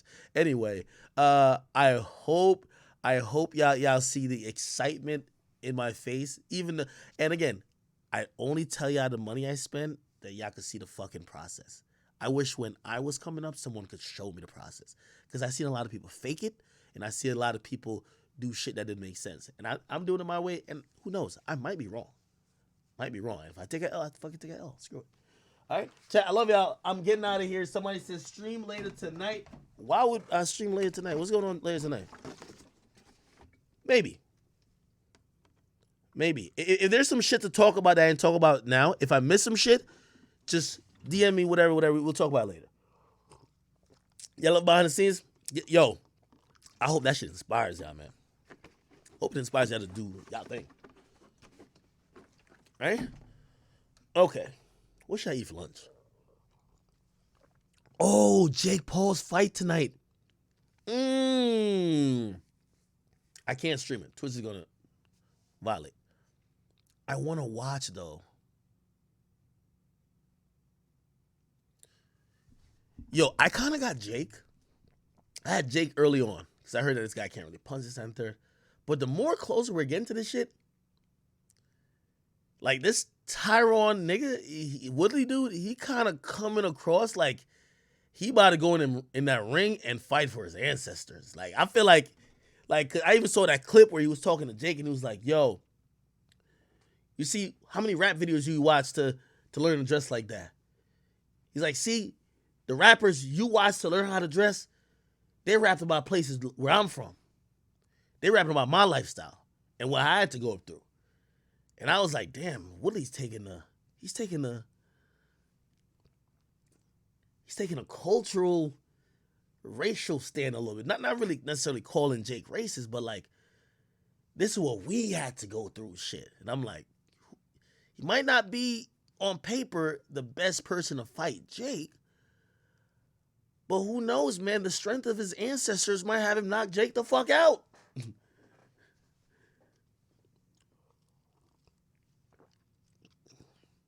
Now, I'm going to be honest. If he gets slumped, it's crazy. I'm going to be honest. If he gets slumped, if I'm Jake, the next fight after this dude, I'm going for the bag. I'm either fighting Floyd. There's not going to be a winner because they ain't going to be like one of them trying. Well, actually, it probably could be a winner. Apparently, there wasn't a winner with him and Logan because of the weight difference. Apparently, that couldn't be a legal fight because Logan just weighed too much more than Floyd. But still, if I'm Jake, I'm fighting Floyd or Conor next. Floyd, Conor, or Pacquiao. Fuck it. Floyd, Conor, or Pacquiao, man. Pacquiao just lost. Run from that nigga the whole time. Who cares? Somebody said Jake got too much pride to lose, but he has to lose. He has to take the fight that he will almost definitely lose to get the bag. You get what I mean? Like, these dudes, he's handpicking. He's cherry picking them. Hey, I'll pick you. We can fight. This dude, he's picking a dude that he has an advantage over. Every dude he's picked, he has an advantage over. For him to get record pay-per-view buys and the bag, you have to fight the dude that you know you're going to lose to, but you know you got the bag, and maybe you could just chalk it up, and when you explain it away, but just explain it away on some shit like, yo, this is one of the greatest ever. Like, he could beat me, but the rest of y'all, I still fuck y'all up. And niggas said, yo, Jake got too much pride to lose. Man, Adrian Broner got too much pride to lose. When you lose, you lose. Like, boxing is a very unforgiving sport. Like, boxing is not about, like, boxing, if you watch Rocky, you should know, it's not about, like, who got the better story. Like, oh, man, this is a good underdog story, so he's gonna win, or this is a, oh, man, no, nigga, if you get the right punch hits you at the right place at the right time, you're knocked the fuck out. That Javante Davis dude, though, look like he's legit, though. I ain't gonna lie. Do y'all see him losing? He just got to stay away from the hip-hop lifestyle and women. I think that ruined Adrian Broner. Like, you know, Floyd always said this really dope thing. It's like, yo, y'all all, like, there's so many fighters that's coming up that want to be me. In terms of, like, undefeated, flashy, that guy. But as soon as basketball players get cool, they start hanging with rappers. Like James Harden is a star, he hangs with Lil Baby. You know what I mean? Like you almost kind of your skills now brings you to this cool part of society. The boxers want to be in the club, not the gym, the club. The boxers who like, I'm not no athlete, so I drink every day. You're not supposed to be drinking. Drinking ain't gonna help you knock niggas out. Floyd don't drink. Y'all in the environment where it's all about drinking. You know what I mean? And it's not like once in a while. Most of these dudes, they're showing up on like you're a boxer, yet you're doing hostings at clubs like a rapper. All your homies is rappers. You start doing that type of lifestyle. I believe that lifestyle led Adrian Broner astray. Also, I do think when you haven't lost, it's a power. There's power in losing and losing early. I think Adrian Broner, by the time he lost, he couldn't regain the diligence to put the work in anymore. If he had lost before then, yes, but he couldn't. He couldn't. So, it is what it is. Somebody says, I got slow out drinking shit. You all right. You all right. You all right. You're right. And as time, as time goes, who knows? Listen, we might be doing a stream in like 20 years. And who knows? It might be on Twitch or another platform. Nigga, I might just be sipping on some, Pinot Noir, like some fucking red wine. You know what I mean? Just keeping it super light. It might just be one glass. Towers, people like the Yeah album, man. Right? So, as life goes on, like, it's not going to be Akademiks till I'm 90. Like, come on now. You know what I mean? Like, things do change. And by the way, I do appreciate y'all for even, like, looking out for my health. I don't look at that as, y'all trying to be funny, nothing like that. I look at it as genuine concern. All right, Soulja Boy tweeted some shit?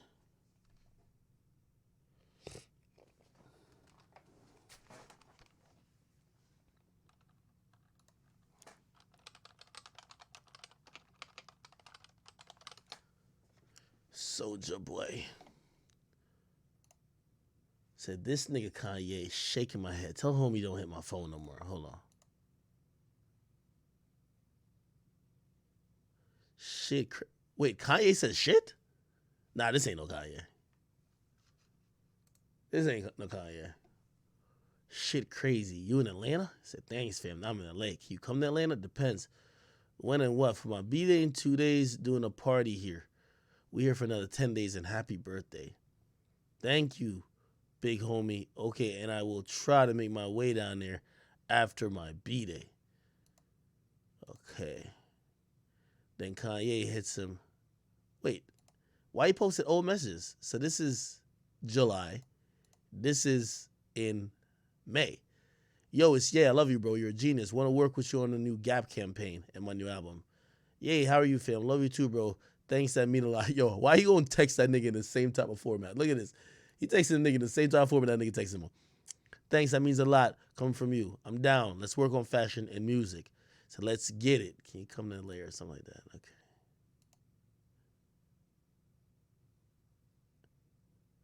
Hard. I'm on tour. Be back. Blah blah blah. Shit crazy. Like, wait, what is this?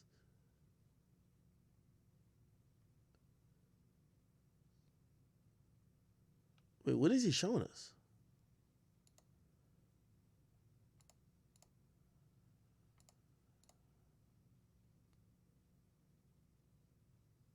What is he showing us?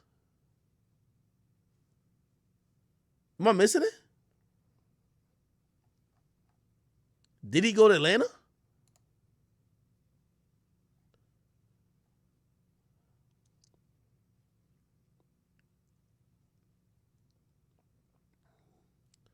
I don't know how to feel. Kanye sent me that song Remote Control, and I don't hear my verse on it.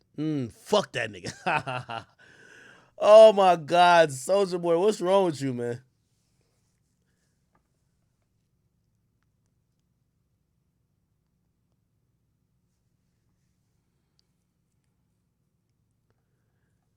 What is wrong with this nigga Soulja Boy?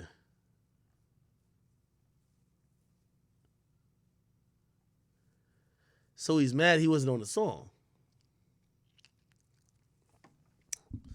I'll post this on the gram.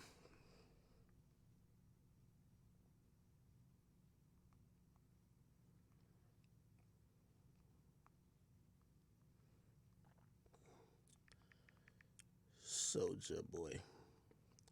All right. Anyway, chat, I'm getting off of here. Yo, Soulja Boy, cut it out, man. I think Soulja Boy is doing this shit for,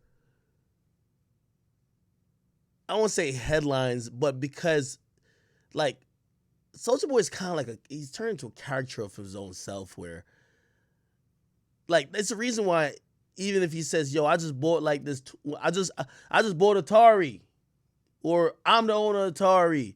They gave me $140 million. Nigga, I think we all listened to it and we're like, nigga. You ever seen that one meme where the niggas just looking at Meek like, yo, nigga, you still capping, boy? Like, yo, what was that meme? Meek Mill Yo Gotti meme. This picture right here. Like, even 21 Savage looking at him like, yo, nigga, come on, bro. Like, come the fuck on, bro. Thug got his head down in disappointment. Yo Gotti's like, you serious, nigga? And then this nigga over here, he's just like, yo. It's one of those, man. It's like, yo, like, nigga, I ain't even look to like, nigga, I ain't even look to try to expose them. I'm like, you got it, Soulja. But I think he did this to kind of get attention. You know the bloggers are gonna put up, and he's right. I'm gonna put it up, but I think Soulja Boy does a good job of controlling stuff behind the scenes too. For all the niggas he's been beefing in the industry, and Soulja Boy moves around. Nobody has ever like confronted him about nothing. We've never seen an artist confront Soulja Boy. That nigga was saying fuck the Migos, fuck this, fuck that, fuck this, fuck. Nobody's ever controlled him. I confronted him.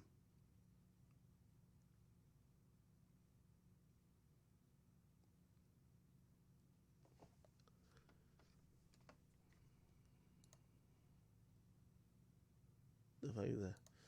Okay. All right, chat. I'm out of here. Talk to y'all later. I might be streaming later on tonight. Hit my DMs or just comment on my Instagram and I'll tell you if I am, all right? All right, peace. Love y'all.